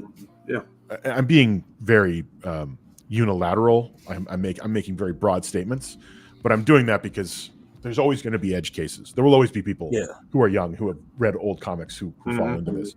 But we have to deal with the middle of the bell curve when we're talking about selling stuff. We got to deal with the main audience, which will often be these very general groups of people. So if you're talking about a trailer that is like, let's for instance that you did a trailer that was like an old Shadow radio play. You remember the Shadow, right? And the radio plays that were with that. Well, the moment you start doing that, there's a certain age group that will look at that as kitsch or stupid, right? Because they don't know that there's a style being presented. They just think, that's not what I'm used to, or not what I like. That's old. And, it's old, and they're gone, right? And you're not really going to be able to beat that, which is fine as long as you know, well, okay, they're not in the target audience. Like, I'm targeting the people who will know what this is, and that's why it will appeal to them, and they want that. So that's the effect we're going for. Now, maybe if we wanted to reach another audience, you create a second trailer. Yeah, that is going to be geared towards what they would find interesting. So it matters, and maybe you don't just have one trailer. Maybe you have 2 or 3 trailers. Like we've got 2 bumpers for Fund My Comic. One of them that we use primarily, and I don't even think I have the second one on here anymore because I don't use it. I didn't use it that often, and I needed to change it. But it's basically a Google search, and it searches, and then it goes, crowdfunding. Wait, but I have a question though for Crom. So what if the product asks for like a dated tone? For example, like I'm working on this noir book, and the narration is screaming for "in a time." See, what do you want, Copper? So maybe the product will inform, and even it sounds anachronic, it fits the product well. You know what I mean? So maybe. Sorry, you mean it sounded anachronistic? Like anachronistic, like doing like a noir story.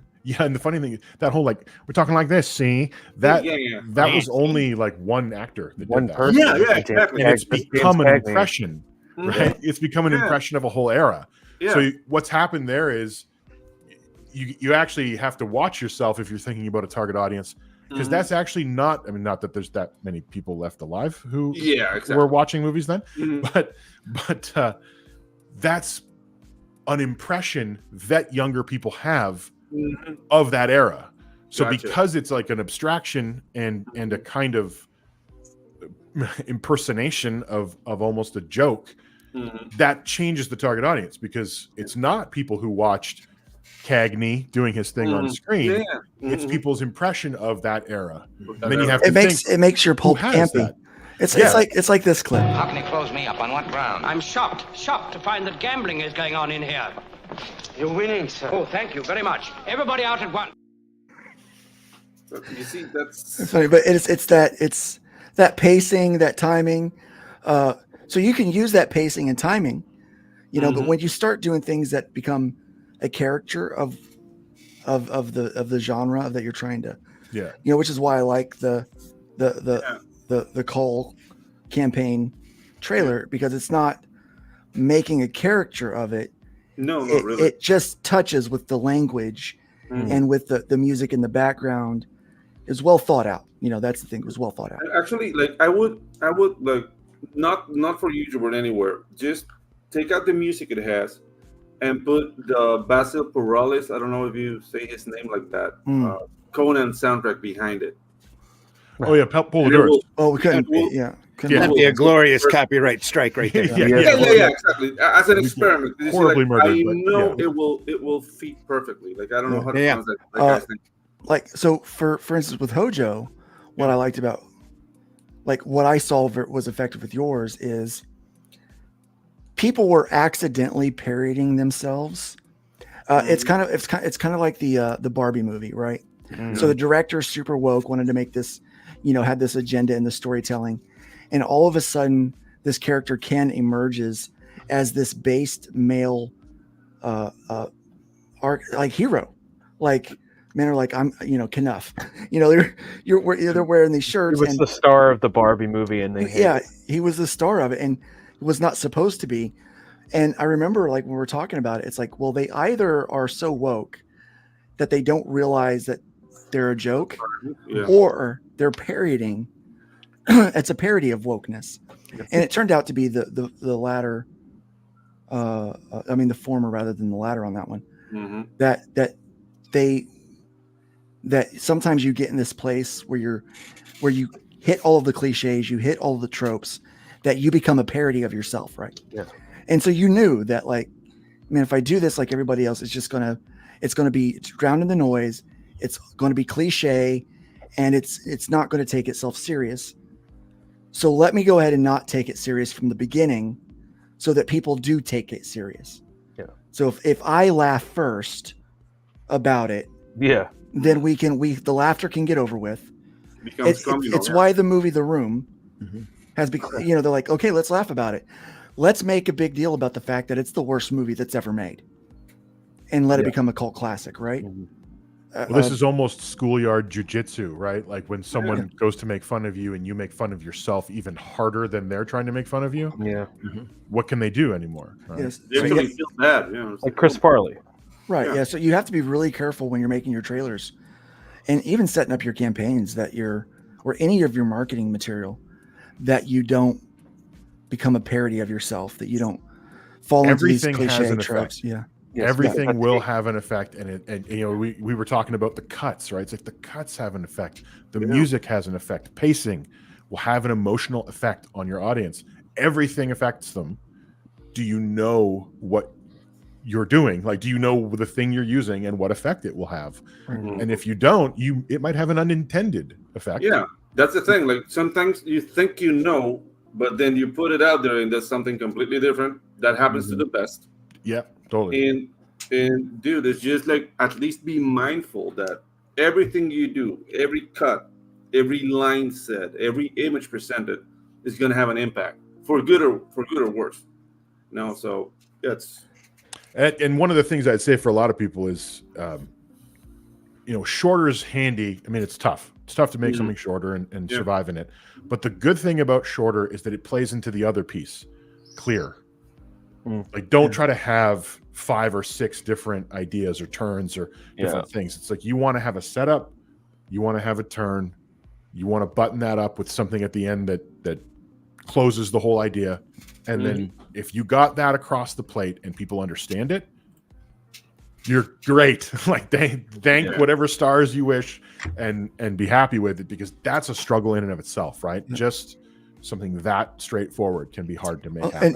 And I think, once you've determined your knowledge, your audience, and what your effect is going to be, like what you want it to be, you also have to think about what the long-term for that will accomplish. Like for the Arrow books, you know, like for instance, The Little Mermaid, the Hybrids books, you know, most of, you know, pretty much all like Shadow Kingdom.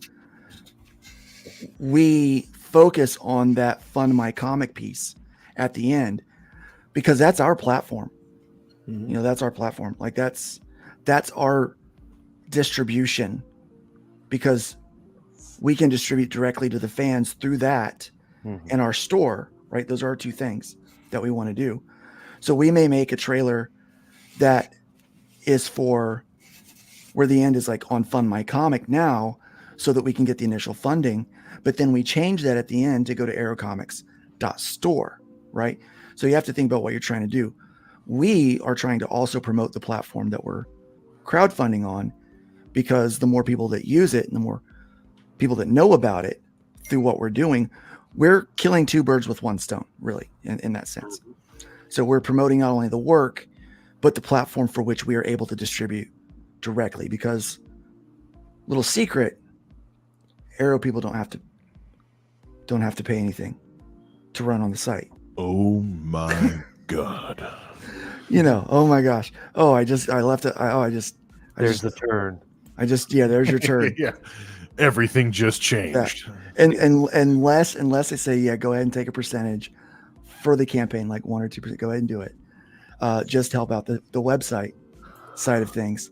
But, you know, and yeah, you're like, well, that's nepotism, you know, or that's whatever you want to call it. No, that's a benefit. No, it's a benefit. Yeah. of one of the editors at Arrow Comics starting a crowdfunding platform. Like, this is how we're going to crowdfund. This is how we're going to distribute for these initial runs. So, and it doesn't cost us anything, because the website, to run a website, a .store, is like $500 a year, right? You have to run a lot of volume through a website store like that to pay for itself. Yep. And so we have to offset that in some way, right? So Arrow Comics, they get a little bit of, and that's why we offer other publishers not that sweet of a deal, but a pretty sweet deal, because we understand they're going to be drawing people in all the time. And so if your trailer is intended to kind of kill two birds with one stone like ours, then that's fine. But after the fact, like, we can't use the Shadow Kingdom trailer beyond the campaign unless we keep it up there as a storefront. It's going to behoove us more to move it to the .store, right? So we'll need to change the end of that so that we can continue to use that trailer long term. And that's, I think, where people lose it. Like, how can I take what I have and make it to where it's long-term effectiveness and make it evergreen? That's the great part about issue ones with comics. You can make those evergreen. How can you make your trailers? Yeah. You and I have talked a lot about follow through, right? And that's one of the big. So let's talk about a whole other. We can get on it. Let's just touch on that. Let's just touch on that for a little bit before we move into some of the other stuff. How do you take that trailer and make it effective for follow through? I'd say the number one thing to do is have that plan at the beginning. That's the first and most useful step to have, is to know, okay, we're going to build this, or we're going to build a couple, whatever it is. We're going to build them for the campaign. What needs to change in them once the campaign's done and we're moving into the ongoing sales and distribution phase? Plan for that. And that way, you know, okay, when time comes, there's just a simple cut that has to happen where this one thing drops out, another comes in. Bob's your uncle. I mean, I hope it would be that simple. You know, it shouldn't be much more complicated than that. But if you can plan for it, then you know. So again, it comes down to that preparation. It's knowing, well, who's my target audience, and again, you might want to cut two different trailers for different target audiences, right? And that's the thing. Can I interject on this one? Because that's not really going to be costly. Like, if you know about it up front, if you want different edits of your trailer, just talk to your trusty editor, animator, compositor, and said you want that. So you're already paying the price. It's like, dude, it's an extra scene, it's an extra render. It's not going to be a whole new production. Yeah, right. Whatsoever. So it's doable, and it's not going to be that expensive. And even if you know a little bit of video editing, because a lot of people do it, it's just adding one more scene. Well, Maybe let me say this: it doesn't make sense to spend that money if your trailer's only used on your campaign. Yeah, if that's all it's going to be for, the cost for return, the return on investment, the ROI is not worth it. The current way that we're using trailers, right? But if we're telling that story, we're creating that turn, we're doing it in a short amount of time. We understand that we're going to cut one for this audience and one for that audience. Now, am I going to use them both on my campaign page? Probably not. No. Probably not. But we got to start thinking outside of the box, outside of the campaign page. We do want that video to say exactly what we're selling and where to find it, right? Yeah. So in that, what we need to do is think, how can I use that trailer for, and this is the follow through for let's say, for instance, if someone came to me with a trailer and said, Luke, I would like to sponsor this month of Nerd Bacon. I'll pay for your StreamYard this month. Okay. Yeah. So I'll pay for your StreamYard this month, and I'll sponsor the show. You play my trailer at least at the beginning of the show, if not a couple times through the show. Right? You do that for me. If you came to me and said that, I would absolutely do it. Yeah, dude. I would absolutely, especially if your trailer is good. Yeah. How many of you guys, let me see your trailer first. Yeah, like how many of you guys have played Raid Shadow Legends, for example? I've never played it. And you see that video everywhere. So that's part of why I haven't. Yeah. And that's the point thing. is well taken. People hate it, but that's the thing. Like that's the use of video. It's not to be on your landing page. Yeah, and at the very least, put it on your YouTube. Right now we have X. I got them on my YouTube. Yeah, like X is improving in its reach and what you can do with it. That's a proper way to just plant your video a little bit there. Maybe do like some news of the day. Hey, check out, this is my video for my comic book. Like redirect things like that to your landing page. We've had 146 views off of X this morning alone. There you go. Yeah. So, that some of those are watching right now. They're live watching, but those are collective views. Like we've had 146 people or people, individual IPs look at this video this morning. So that has created some reach there. They're doing better about that, using hashtags and things like that. We need to do another video on effective hashtags. Like that'll be another, I think, conversation. Yeah. And that will be part of the follow through week. So let's plan in a couple of weeks. We'll probably come on and do more market talk like this. But, but for example, you look at these gear companies, they, especially with music gear, they will find people that are influenced, shows that, they have guitar stuff or whatever. Hey, I've got this pedal. I'm going to send it to you. I just want you to do a review of it. Right. I just want you to, give your honest opinion of it and show it. And people will make a video so that they get the gear or whatever. Right. And so if you can create a trader value for another YouTube show, once you've got those trailers made, you can go to the pontificators and say, and I'm sure Art would probably not turn down money. Right.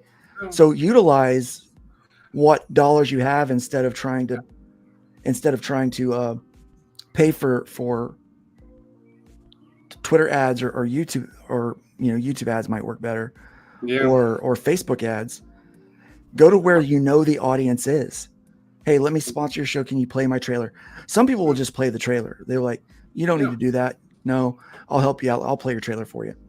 We do that here as well. Like, if we like somebody and we want to, promote their work, we'll keep their stuff in there and keep playing the trailer. Good. And the trailer is good. And the trailer has to be good.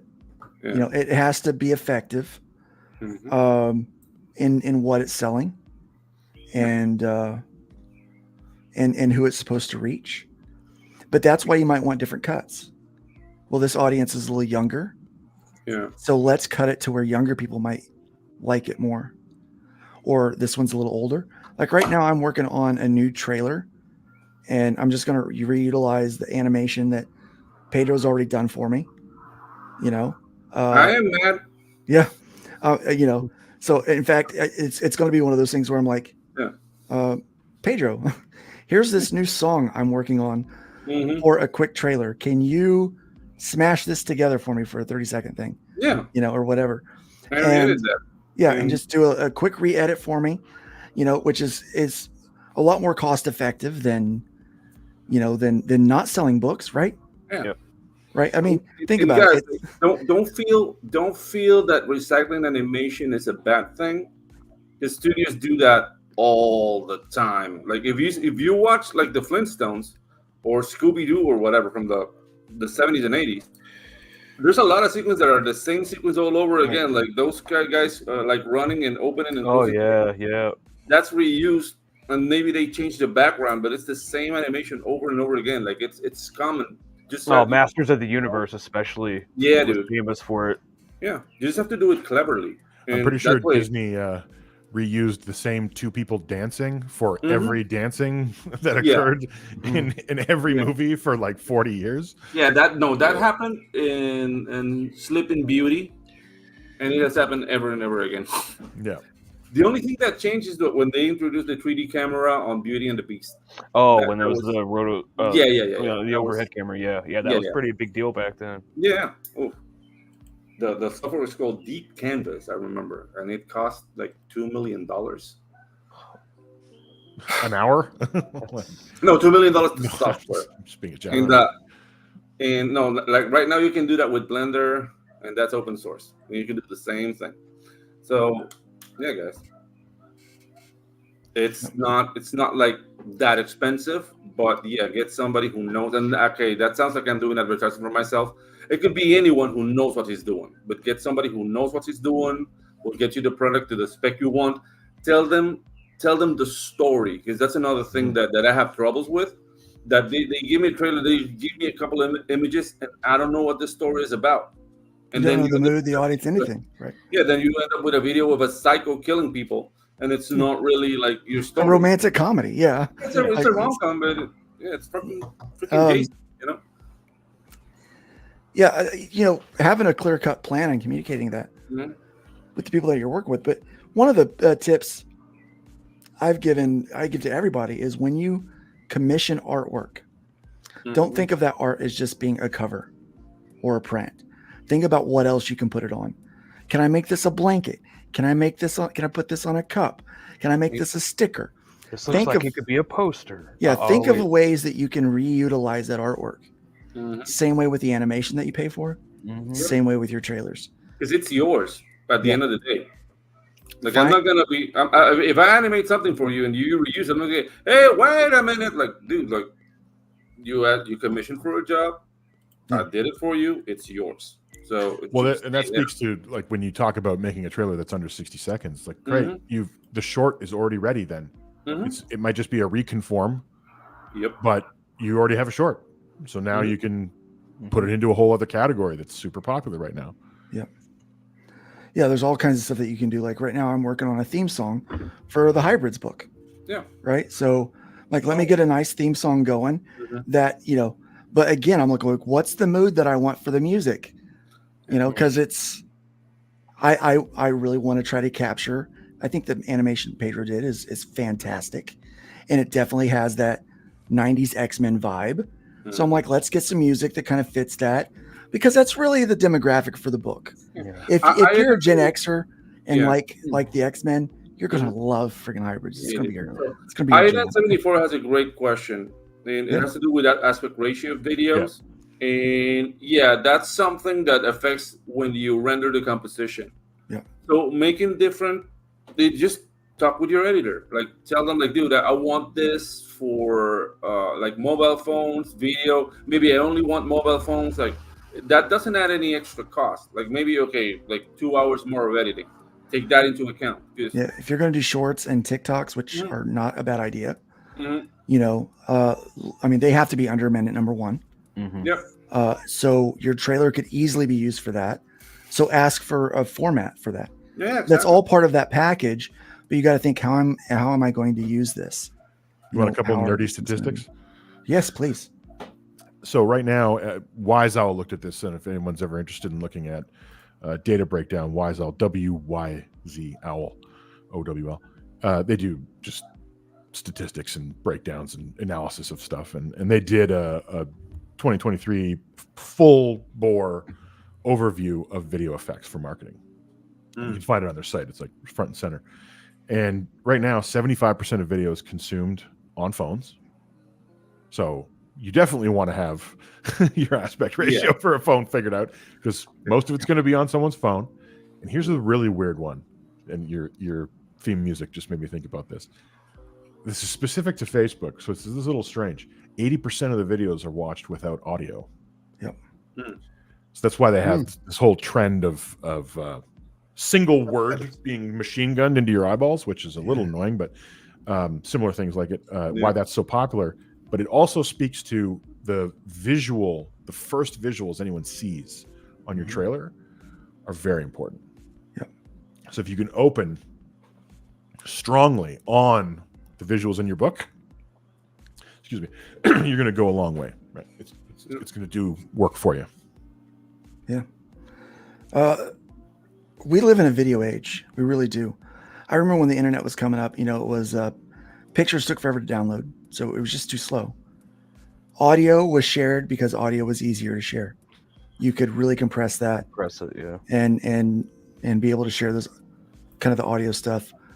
Pictures, not so much. It was a lot of words, but I remember once it got faster, then it was videos, and people would watch long form video, and then it was like, well, now I want shorter videos.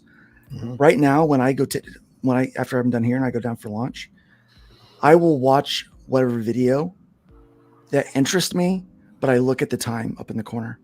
I'm like, how much time do I have to dedicate to actually watch that video? So a show like this works out well for people that listen in the background. So we know that our demographic is people that work during the day and that are interested in our kind of topics, love comic books, love the business of comic books. Maybe they're at right now at a hobbyist level and they're wanting to try to figure out how to do this, or maybe they're wanting to transition from hobbyist into part-time work or even full-time work in the comic book industry. So we understand our demographic, and we understand how people are going to ingest this show. They're mostly going to listen to it. They're not really going to look at our mugs too much. They're mostly going to listen. That's why we read the whole article. That's why we explain what's going on, because we understand that we're mostly a listening audience that gets played in the background. Yeah, I'm with you, Pixel. Pixel says I rarely watch a video over 15 minutes long during the day. Yeah, me neither. If it's more than 15, I can't really do it. Yeah. 20 is kind of my max, but I will tend to watch 5 or 6 minute videos. Well, see, I'm the opposite way, because I work during the day and I'm like, I repair electronics. So I'm just sitting there.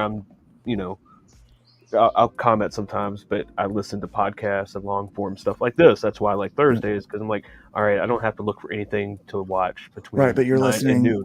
Yeah, you're listening in the background. But when I'm on my breaks and my lunch break, it's all shorts. Right, exactly. Yeah. Like Cat Williams stuff. Like I've been piecing. I watched the Cat Williams thing on Joe Rogan. I hadn't watched Joe Rogan in 2 years. That was great. It was amazing. Yeah. So I listen to a lot of podcasts during the day while I'm working, like theology stuff, and all of that stuff is because you can't do that in short. You can't talk theology in a short, No. So those are 1, 2, sometimes 4 hour long conversations that are being taking place, and so I'll listen to those while I work, and so you have to understand how your content is being ingested, and if you're really trying to do viral marketing for your videos or video marketing, then you have to adapt that the majority of videos are watched on the phone and without audio. And the value of a stream like this, what's very interesting about the numbers on that is that most of the people who will watch over 30 minutes prefer watching live. So there's this interesting Venn, mushing together where if someone's going to watch a long form piece of content, they often prefer to watch it live. True. Like this. Because it feels like they're now a part of the conversation somehow. Yeah. Like they're in the room with you. Yeah. There is a lot of backwatch that I notice, especially on like long form interview type things. Yeah. The ones where it's more conversational with the chat, those don't get a lot of playback. I notice you can watch the trends and the playback stops right when it becomes more in the moment. But things like this where we are going over content that is what I would consider evergreen, people can we can regurgitate this information over and over and over again and chew the cud, if you know what I mean. So that it's always, they can listen to it. These kind of videos have a lot more rewatch value than some of those other ones. But you have to understand, again, who's your audience, how are they going to ingest it? And that's when you really start thinking about ways to take that money and that investment for that trailer. When you pay Pedro, a few $1,000s it's going to take to make your trailer. He wishes. Yeah, he's like, I'll take it. But when you pay Pedro or anybody else for that matter, to craft your video, you've got to make sure you're telling a story with it. Yep. You've got to make sure that you're that you are saying what you're selling, what you're doing, what are you making. Yeah. And it goes back to that: what are you making, and why does it matter? Yeah, you don't have a lot of time. Don't be very cognizant of how precious people are with their time. Yeah. Iodine 74 says, I would tend to have a live stream going on my TV when I'm working during the day from my office versus a long form video or a replay of something live, unless I know it's got compelling content. Yeah, again, it just validates kind of what we're already talking about. So the elements, we've talked about the elements of what makes a compelling trailer. Let's talk more about the turn. I think that's I think that deserves a little more attention because, in my opinion, I think it might be the most important part of your video. So what are some ways that you would say or things that people need to consider when developing that turn, that hook at the end? I think you're playing on sort of there's two different things that can happen, and it's important to know which one's the turn and which one is not. I would say with like, it might not be entirely the right way to put it. There's the hook as well. Like when we talk about hook, we're talking about like an emotional attachment that people will have once they understand the story and they're on board. So like in the case of Hojo's trailer, you had a turn after a setup took place. That didn't necessarily mean the hook was in.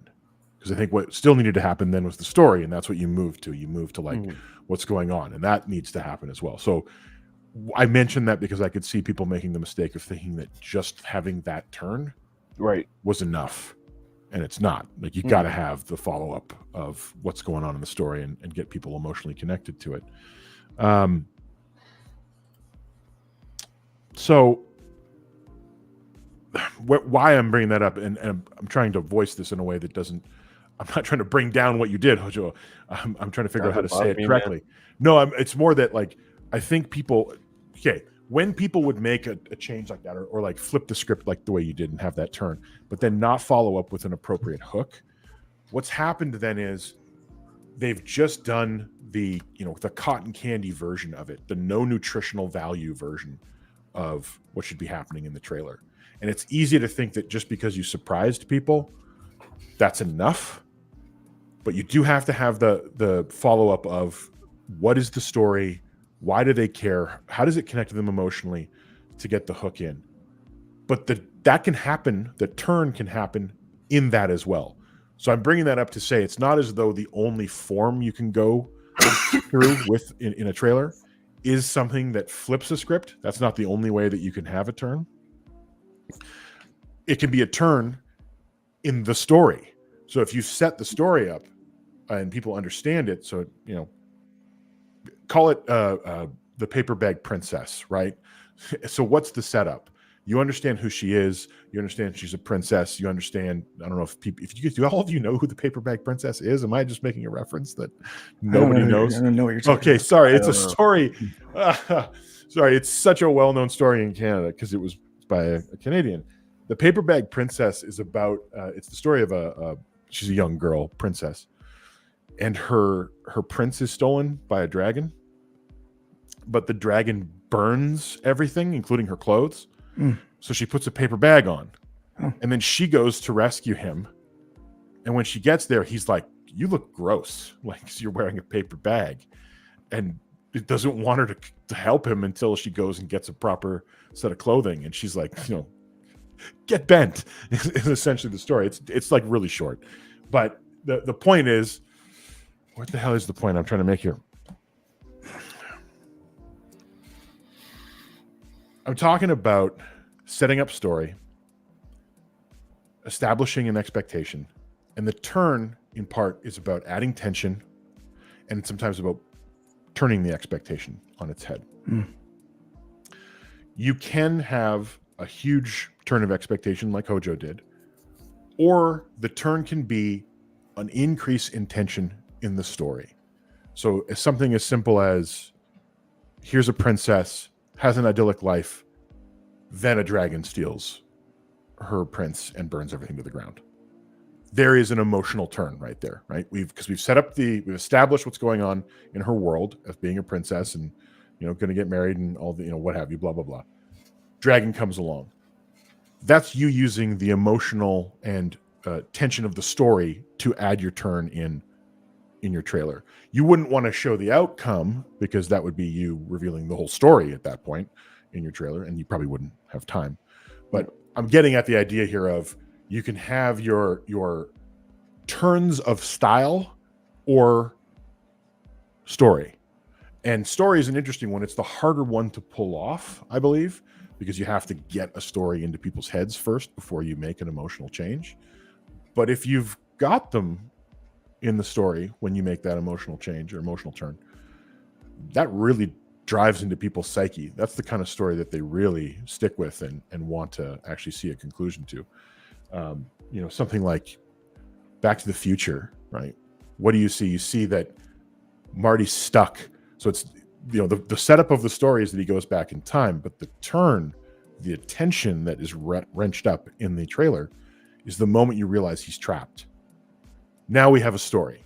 Guy went back in time. He has to figure out how to get back to the future, right? It's right in the title. Yeah. So I would say that's a lot of high concept yammering I've just done, but you have to have some kind of turn, something to capture people's attention and connect emotionally with them. Because if you just lay it out and you're like, this is a story about a guy goes back in time, why would anyone care? Right? You're like, cool, great. What's that got to do with me? Yeah. Why would I care that he did that? Yeah. Kind of thing. So if you have to put some kind of complication, and this is like storytelling kind of 101 stuff. Yeah. But you have to be able to put that into the trailer to some degree. You have to bring some level of storytelling into that trailer. And I think you can make it very simple. And in fact, it's probably better to keep it simple. Just put a complication in for the character. You have to introduce the character. They have to understand what's going on so that the complication, when you put it in there and wrench up the tension, has any actual friction or any traction.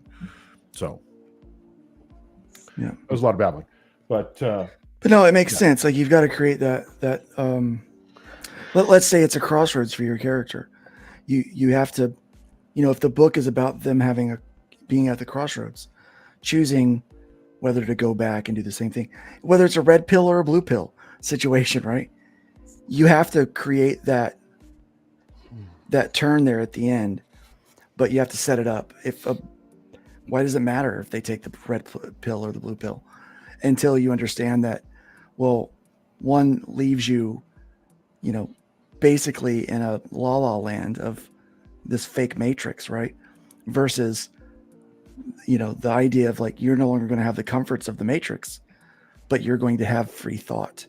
You're going to be free. Well, what's great about that trailer too is that he said it. he threw it in the face of the people watching. He's like, no one can be told what the Matrix is. You have to see it for yourself. Yeah. Like, that was almost like, you don't even know what this movie's about unless you come and see this movie. You've got to see it. But then they asked. So that's actually one interesting way of doing it is they asked a question, and then they showed you a bunch of stuff, and you're like, okay, what he just said was, can I make sense of everything he just showed me? and that the only way for me to make sense of it is to go and watch it. Yeah. And that all looked pretty impressive. I guess I got to go see this thing. That's a completely legitimate tactic. Right, yeah. And I don't know. Still doesn't make sense. Yeah, I've watched most of I watched most of Matrix 4, and I don't think they know what the Why Matrix. would that's you what I'm do? saying. Why would you do that to yourself, Randy? Oh, they're They making lost a new it. one. I was bedridden at the time. Yeah. That's my excuse. Lame I got excuse. halfway through the movie, and I just couldn't. I just. I think couldn't. they just announced the 5th one yesterday. I would see they did. Ben-Hur Drew again. Goddard directing. Drew Goddard, that's who it was, yeah. Yeah. I would see Ben-Hur again than watching The Matrix 4. The old Ben-Hur, or the new Ben-Hur. Yeah, the old Ben-Hur. I'll let you the old Ben-Hur anytime. Yeah. Right. I watched the new one. Preston's great. There's a new one? There's Oh, a yeah. Well, they remake. can't help themselves. Yeah, there's Yeah. a new Ben-Hur. Yeah, no, wasn't it like in 2015 or something? Yeah, around there. It Yeah, it was- lasted maybe 2 weeks at the theater and got Yeah, it was horrible. Yeah, that's what we need. Let's miss just that keep one. remaking stuff that nobody That's all they can do. nobody needs. I just can't stand that. Either Just that keep or, remaking stuff no one needs. or do a superhero movie that they claim they never read the comics for. Yeah, but put a Oh, woman gosh. in there, make it lame, make it gay. There you are. Right. Yeah. It's Yeah. yeah. So let me see. So the turn. Is there too much information that you can put in a trailer? Do you think? Oh, I think that happens a All lot, the actually. time. Yeah. Okay, well, let's talk about that for a second. Where's the fine line between just enough and too much? Well, if we're talking about a setup and a payoff, and I think that is what it really boils down to. You're talking about turn and you're talking about a trailer. The audience has to be able to care, as Glenn puts it. They have to understand what's going on. They have to have some sense of who the character is. And that can be at a very high level, right? But you are going for a single unified effect, which means everything has to be contributing to the same outcome. It has to be clear enough that you understand it, that the emotional stakes are something that a person can identify with. They have to be able to know, like, would I care if I'm in the same situation? If it's inscrutable, they're not going to be able to. They won't care, right? It goes back to what is it and why do I care? Right. So, clear setup, character. Excuse me. The character. This drives me nuts, actually, about current trailers. I have no idea often what the character's up against, even in the broad sense, right? I don't know. Is it that they're financially in trouble? Is it that they're trying to get a job? Is it they're trying to, like, Back to the Future was, just to bring that, to dredge that back up. You don't know that Marty is caught in a some sort of insane paradox where he's destroying his own future. They'll explain that in the actual movie. All you really know is he's stuck. Go back. Right. Yeah, he's stuck. And they stick with that idea because trying to explain the rest of it without the context of the film itself would be impossible. They just couldn't do it. So it's very simple. He's a high school kid, which is dubious because he looks 27, but he's a high school kid. Mm-hmm. He goes back in time inadvertently. He's stuck. Done, right? And show a bit of imagery that he's in the past and he's in trouble, right? That's all they really have to communicate after that. Well, if they started to talk about how he changed the past, the second they start going down that hill, they're in trouble. Because how do you communicate any of that in a valuable manner to the audience without all of it, right? Without everything that happens in the story being available to you. Yeah. Right? The paradox of, like, he pushed his father out of the way and now his mother's falling in love with him. Just imagine if you said that to people. Yeah. Oh, he went back in time and now his mom's falling in love with him. It'd be like, are we going to go watch this? Probably not. Dude, that sounds weird. Yeah, it is weird. Let's just accept that Back to the Future is actually a pretty weird friggin' movie. It really is weird. But if I told that to you, And then, people have been making fun of Back to the Future forever, right? They're like, Doc Brown is friends with a high school kid? They worked with clearly they worked with each other. You're like, where? Clearly they met at wherever they work, and that's so they skate right over that. It's actually something that Axe and I say all the time to each other about certain things when we're because we watch like trailers and stuff and films and talk about it. His Paperboy, and that's almost like a Family Guy situation. Yeah, we talk about getting over the ice quickly because it's so thin. Hey guys, hey, I'm gonna go down because I'm not feeling well at all. So I'm gonna allow Pitchell to take my seat. All right, man. Good to see you all. Better, man. Good to see you, man. Better. Yeah. See you, Pedro. Take care, Pedro. Good to see you again, Crom. Hojo. All right, Pedro. See you again. Be seeing you. Randy, Pixel, see you. See ya. We talk about getting over the ice quickly because of how thin it is. And that's what happens in some, certain Hollywood trailers. When you watch it, you're like, it's fascinating to go back and look at trailers for movies that and very well, and like you're watching like an original teaser or something, and you're like, that's not really the movie, they really didn't tell me what is actually going on. And like in some Sin cases, City trailer, that's a good trailer. Like how the first Sin City was done. Yeah. The worst trailer that I saw, I didn't even watch the movie because the trailer turned me off. It was for the movie called The Beach. Because The Beach. It's a movie about a beach. And I'm like, that's stupid. I'm not watching that. I don't freaking care about a movie about the beach. Yeah, and it's got the kid from Titanic. I don't want to see that. The only danger is like he's staring at something and the music's kind of tense and it zooms in on him and you're like, Right. But Shutter Island, that trailer got me. I'm like, I gotta watch that movie. And then I watched the movie. I'm like, the trailer was better than the movie. When the trailer's better than the movie, yeah, there's a lot of that. Zack Snyder can cut himself a trailer, man. Yeah, he knows how to. All the best bits. That's what I hate when all the funny bits are in the trailer. Yeah. Everything good about the movie's right there. The Suicide Squad trailer, where they had the music cut to the beat. That was one of the first movie trailers that I saw that really took the musical angle and started playing with it. That I can recall specifically. But it's like Bohemian Rhapsody, right? Something like that, yeah. Something like that. So they're to blame. So what's the average? Do you know what the average length of videos are right now? Do you have any more like stats? Oh, I got more stats than I can shake a stick at, but average length in what sense? Like if you're talking about what's most popular, I mean shorts are murdering. I mean, of course, they're the funny thing about shorts though is that, and they haven't revealed this yet, and I think they haven't revealed it because the data would make them look like jackasses, but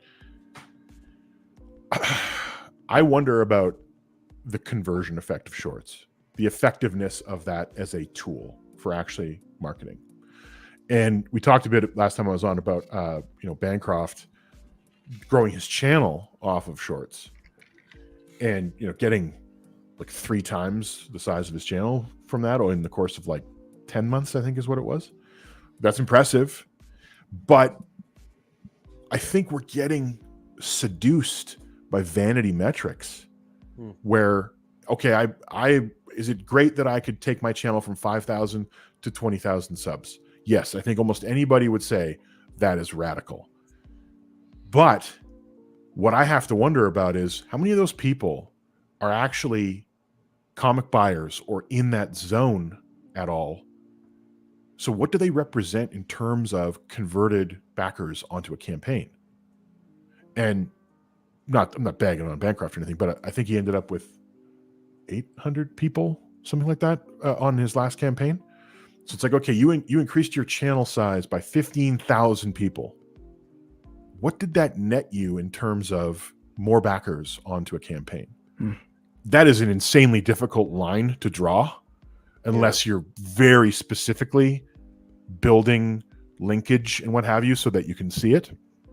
But I think there's quite a few people who are seduced right now into thinking like, I gotta get on this shorts train. I got to be making a ton. I got to be growing my channel. And then you have to wonder how many of those people represent like of true value to your end game, because your end game is going to be, I'm going to make a campaign or I'm going to have a series of campaigns because I'm going to make a series of books, any of that. Yeah, obviously how much are they contributing? There was a mailing list metric. I can't remember what it was. It was like 10%.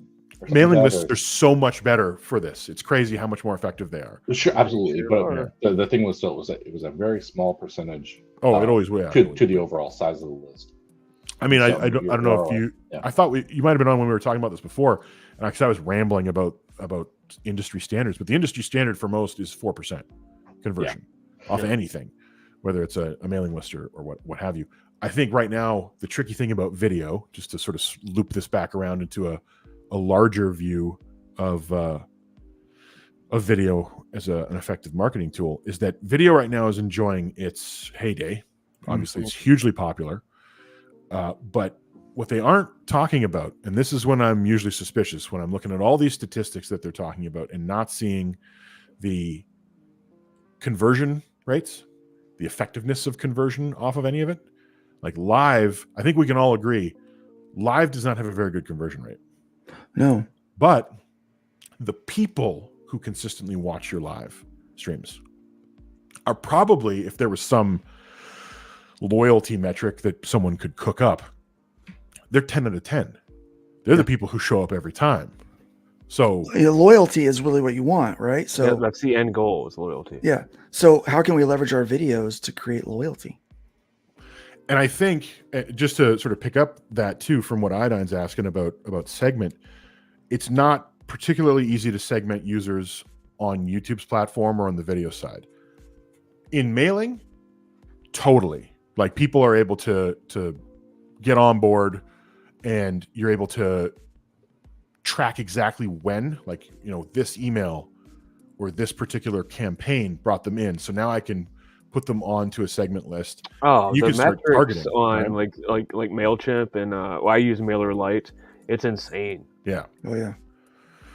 Yeah, and there's a lot of tactics that they, any of them, whether it's ConvertKit, MailChimp, any of these guys, they have a lot of tactics for how do you put out content on the mailing list that even refines that further. Iodine gets you more information. The answer to Iodine's question here, they're asking loyalty to what though? Your channel or your IP/creation? That's Very exactly the things. point. Yeah, that's precisely. Loyalty you get to you. people, you get people who love your channel and love watching, and then you're like, okay, got a book coming out, and then they don't show up, and you're like, son of a bitch, wasn't the whole point of creating right a bunch of this video content so that I knew that there was a group of people who would show up and back? And I'm not saying they won't. Again, like I sometimes I sound like I'm like declaring that this is exactly what's going to happen. I'm leaning more towards what can you do and what tools are available to you to increase that like guaranteed percentage, if you can even guarantee it, but like just to increase that conversion so that when you decide now's the time to launch the campaign, you're confident that you have at least like 300 backers that are going to hit that. Yep. Dr. Mask is asking tips for growing the mailing list, or is that for another video? I can give you a couple of quick tips because we're going to be wrapping up here real soon. That is a longer segment than what we have available. It's a lot. There's a lot there. Yeah. I mean, I've watched hours and hours and hours of podcasts and seminars about growing mailing lists, but Hojo's got it right in the comments. Exclusive content. You have to create a value for the email. Yeah. They will sign up for the email if you can give them something of value in return. You can't just expect to get an email for free. You have to give them something. Yeah. Usually that's digital stuff. You have to have a few different, we call those hooks. We call those hooks. You have to have a few different hooks that you try out. I've grown my mailing list by offering my blurb worksheet. It's a worksheet on, if you answer all these questions, you'll be able to write a log line and a elevator pitch off of your story, because you'll understand how that needs to flow. And so you can write the sentences in such a way to explain what you just put down on paper. And so that was really effective with, so free online content, things that aren't going to cost you anything but your expertise or some kind of value from you. 10-page, I think 10-page comics work sometimes. Full free issues work a lot. That's why I use my website and why I'm still running the free floppies. So you can download all 9 issues for free. But when you do that, guess what you're giving me? When you go to the store to check out, you're giving me some vital information. I, number one, know that you're interested in the book. And number two, I have your email when you do that. So so when the next book comes out, I can let you know, hey, you've been a customer. I know that you didn't pay to start with, but I have all of this now, and here's a new book, and it is for sale. Or here's a special on my physical books. You have to have something of value in order to gain those things. It just doesn't. Some people will sign up because they're your friend, but they may not actually be a customer. And really, your friend's going to support you anyway. So people like to know things. Like for me, it's like when I say exclusive content. For me, it's what the story is going to be about, like what we're doing, something like concept design, character designs, or a page where they get to see it before, or even if Twitter doesn't get to see it at all. That's part of the benefit. You're part of this, and I'm going to show you a little peek behind the curtain, and some weekly thoughts and stuff like that. I'm trying to expand that more into, now that the book's done, is at the printer, I can start focusing on that and kind of maybe set up. You can set these mailing lists up to mail out. You can write a bunch of them. You can have them mail out at by the minute, by the day. If you want them to go out during a time frame, I like 2 to 4 p.m. on the East Coast, because it kind of hits that hits all of the United States, all the time zones.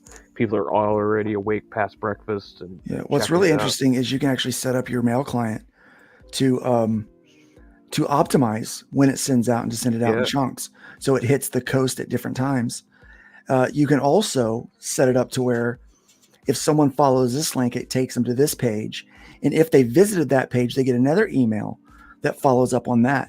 So you can automate the follow-up process so that you don't have to do anything outside of once you've set it up. It does all the work for you. Yeah, but there's email flows. Yeah, there's another way also to gain those mailing list people. And this, I think, is by far the most effective way. I love going to conventions and having my tchotchkes sitting out on the table. I price my tchotchkes each at $5 each. Some of them at 10, right? Because I have to, because if people are swiping, I don't make any money if I charge less, right? Yeah. But here's what I'll do. I'll give you one of those things, anything off the table, for free if you sign up for my mailing list. So immediately, their email is worth $5 to me. I've already established that relationship with them and that precedent, that your email is valuable enough to me that I will forfeit $5 to get your contact information. And I have the QR where they scan it, takes them directly to my website. And the first thing that happens when you go to my website, it pops up and it asks you if you want to join the mailing list. Type in your email and you hit yes. From there, they get their follow-up emails. And then I don't email a lot, but when I do, I make sure that when I'm emailing my people, it's not always sales. I try to do positive, then a sales, positive, then a sales. I want to put a call to action in about every third or fourth email that goes out, but I want my emails to create value in their lives. So if I'm not creating value for them, they're not going to stay on my mailing list. They're going to wind up unsubscribing. Yeah. So they got my $5 tchotchke, my sticker, my patch, whatever they wanted. But then they leave the process, and they leave that, that the only way that I have to stay in touch with them. So it's all about creating value for people, not only to sign up, but to stay a part of the process. Mm-hmm. You got to create value. Yeah, when I got here, that was part of the roadmap. Like when I looked at Rob Arnold's thing, he's like, you got to get on YouTube, you got to build your platform, you have to build a mailing list, you have to get in the chats, you have to get on social media, you have to do all these 5 things. Bro, Crom, do you know how many YouTube subscribers I have? I looked at it on the channel, and 50, my brain. Dude, 50. Yeah. That's it. That's all I got. Nobody cares. I just put some trailer reaction stuff on there, and I was working on the shorts, but not to do like promotion, just to do like a 60-second review of a comic book because I like comics and that's what I do. I make comics and that's part of my channel. Branding, like a lot of people don't really pay much attention to their own branding. Yeah. Like it should be very important to you. Well, you also need to focus on trends, and let's go back to that right before we quit. This will be the last thing we talk about. You got to focus on trend. What are people into at the moment? Yep. And that changes every 3 to 6 months, right? So again, Crom, let's talk about where people can go for a free resource. For a free resource where they can see, or they can find out what the current trends are for their marketing approach. There's a few ways to do this. You can look at things like Google Trends, right? So Google Trends is more about search terms, but don't sleep on search terms. People are constantly searching for stuff. It's going to tell you a lot of information, and it's a bit of a rabbit hole, but if you can learn to navigate the rabbit hole, you can find an incredible amount of information. The other one, and I'm trying to remember the name of it. What the hell was it? It's probably something super obvious. Because you can find what people are people use YouTube like a search all the time. So you can actually use it to see what trends are going on, see what people are searching for. Where the hell was it? Give me a sec. One is actually, if you feel like going through the rigmarole of getting in with what do they call Playboard? Playboard's a fascinating one. That one is like real up to the minute kind of thing. Playboard it actually looks at people's channels. So like I can look at Ethan. I can look at his stream. I can find out how much did it make, who was watching when, all that. So that's a real like microscopic look. So you said it's Playboard? Playboard, yeah, is the name of it. Playboard. PLAY? Yep, BOARD.co. And they have an insights, and that's this is an interesting one because it's less search, more outcome. So it's what's actually happening. So you could go and you could put in a keyword, you could put in, I don't know, would this even come up with anything? I put indie comic in. And, it's telling me now who with that particular keyword floating around, and it'll dig into the actual text people were talking in, because YouTube automatically transcribes. So it'll actually look through transcriptions now. The problem is it doesn't always get terms perfect. It's like, I heard you say something and then I mangled it into a different word. But yeah, if you at the top, right where you have the search, you could put in a keyword right now. Just right above here? it. Yeah, just above it in there. So let's do. So I threw indie comic in, just 2 words, but throw whatever in, and you'll see.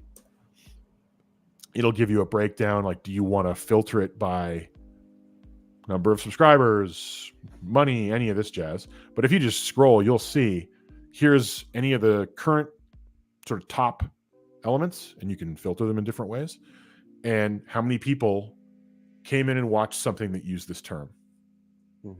Okay, so this requires a bit of fishing, because you gotta dig through and see what's going on. But it is valuable. On Marvel Comics, comic books. A lot of views there. Look at that. Yeah. Because I think they added this in now. Did they?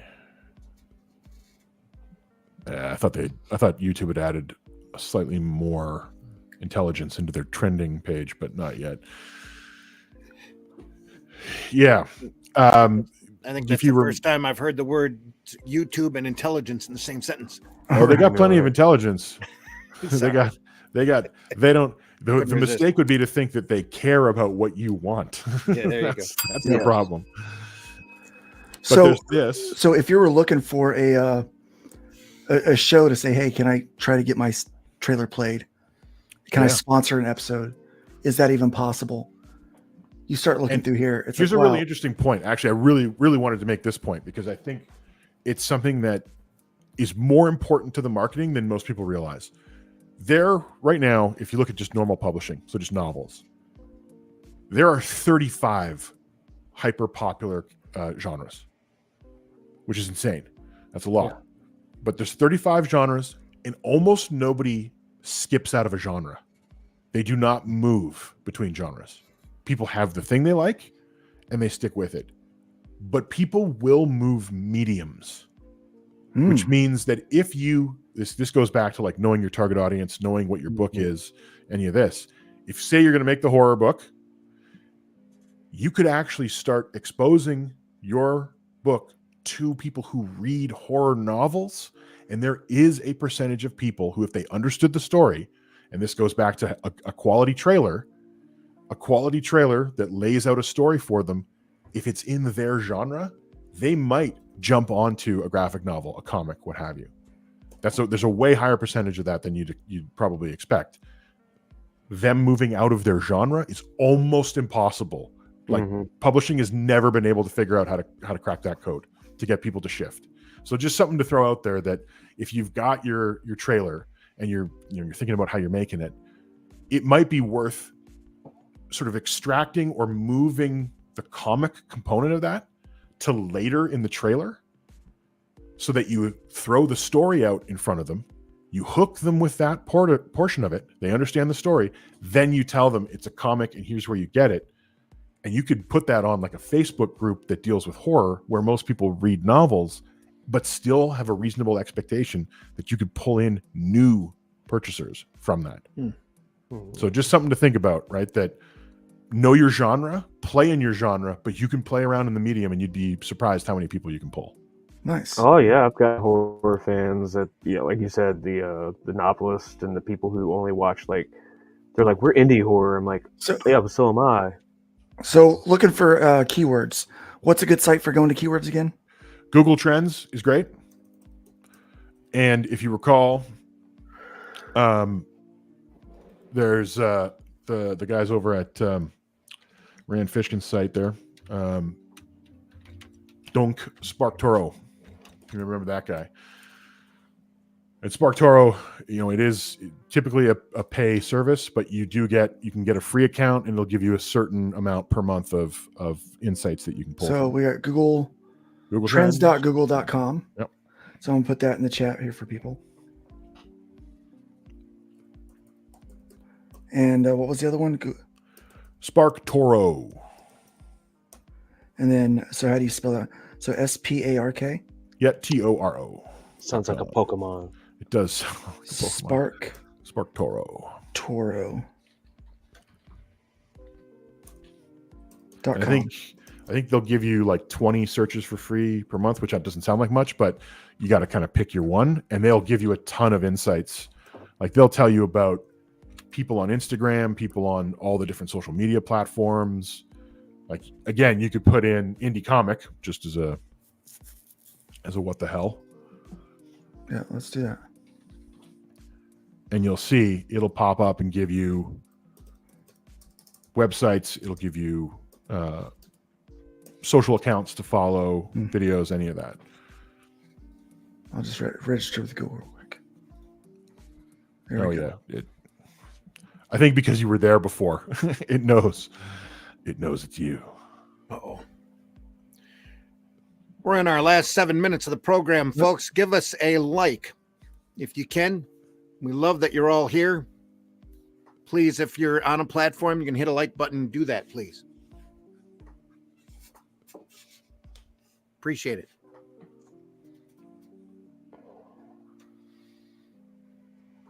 Okay. Indie Comics, search. Some of these are sites that you're aware of. Some of them are not going to be surprises. But once it's done, it's taken a while for me to load too. So they might be having a little moment of their Amazon Web Services is currently crashing. But I mean, really, this game, the game of knowing like what's trending, is about patience. About like I would start at Google Trends, because part of what Google Trends will help you do is refine, say, 10 terms. Like let's say you're going to keep it to 10. You go to Google Trends because it's free, lets you search all day long. You see what people are doing, see what's popular. One of the handy things about Google Trends is that it will also give you terms that people are also searching for or finding within the term you looked for. And the handy thing about that is you're refining then where people are going in their thought process. 1,000 people a month search for indie comics or indie comic. Not big. That's the first thing I noticed. Yeah. We talked about this actually the last time I was on, that like that was not a great term because it really didn't get a lot of search volume. It's not. So, but let's say we do superhero. Or just comic book or comic books. That's kind of a broad term, isn't it? Wait, superhero is one word, isn't it? Yeah. I might be using up all my free searches. It's all right. We'll get some more. Ooh. All right. So, yeah, let's let that. But it estimates between 119 to 151,000 people a month. So when you call yourself indie, you're kind of killing yourself. When you got to wonder how many people, if they're going to hunt for a comic or something new that they want to watch or read, where do they start? Like, where's their head at when they begin this process? Are they likely to type in, "Oh, I want an independent comic," or are they going to think like, "I want to see a fire-based superhero," something along those lines? And probably more likely than not, they're going to start at the fire-based superhero side of things. Well, actually, it's funny because you said here, superheroes with fire powers. Yeah, hilarious. Yeah, 75. I didn't see 170 that. a month. Yeah. Superhero lists. So if people are putting in those keywords, so superheroes, list, all these kind of keywords can help with your creating better search engine optimization, and thus, therefore, making your videos more effective, especially if you're using those kind of hashtags with your videos. And maybe that's what you want. You'll make a short of the list of powers that one of your characters has. Right. Why listicles are still a thing, right? Like they still do great business because it's, you think about your character, think about the 5 most popular Marvel characters that were like that, and then you create an affinity then in your content between them, right? The similarities and whatnot, you compare them. That's part of how you pull people from high conversion search terms towards you. Bingo, yeah. And it's kind of where the use of polls on social media are so effective, because you can be like, "Oh, here's my character. Let me tell you about it. Now, who do you think would win in a fight between my character, this other character you already know, and this other character you already know? Who's going to win?" And let people vote, and it's fun. Who cares about the outcome? But it gets people engaged, and it gets people thinking about your character, gets people thinking about what you're doing and your brand, and that you're out there doing something. Really what it comes down to, I think. And to Iodon's point, broad, the more effective ones do tend to be broader. It's part of why you have to start broad, hunt down to the specific, and then decide okay, do I want to have a smaller audience, but maybe more qualified to what I want to sell, any of that. Yeah, this is something we can probably get on and talk about a bunch. So, well, let's just plan that our next video, our next live stream that we do here on Nerd Bacon, we will be talking about audience, casting the net and narrowing. Yeah, sounds good. Narrowing the audience, okay? Because I think that is I think that's a natural part, and you can use your video to do that. And so the idea for this episode was to really think about how your video can be more effective, not just a slideshow of your art, and it can be used in more mediums and in more ways than just on your campaign page. If you're doing that, you're going to get way more bang for your buck, in my opinion. And I think my opinion's right. It's an informed opinion. But guys, we are at the we're coming down to the wire on this. We're going to ahead and close out the stream so we don't have to worry about going over. Hojo, thank you for being here and allowing us to your trailer's good. Your trailer's good. I enjoy it. Oh yeah. But refinement is all I'm talking about. Yeah. Allowing us to find the things that can make it better so that not only you, but everyone can see your video was very effective in helping you raise money and sell your book and grow an audience. But even the most effective things can be more effective. And that's really what we're trying to say today. Thank you, Crom, for being here today to share your expertise once again. And Thanks for having me. In the back room, we will schedule our next stream for this, because I think this is going to be a series that we hit a lot of. I think it's important. It's what the indie community and the industry needs right now. Guys, don't forget to go check out aircomics.store. Hopefully this weekend I'll have some new books up there that'll be ready to order. And thanks to my backer, the new backer we picked up today at fundmycomic.com for Shadow Kingdom. Thanks. Yes, thank you very much. Don't forget to check out all of the books over Fund My Comic, including the Mythicals #2 and Ariel or AR13L, The Little Mermaid.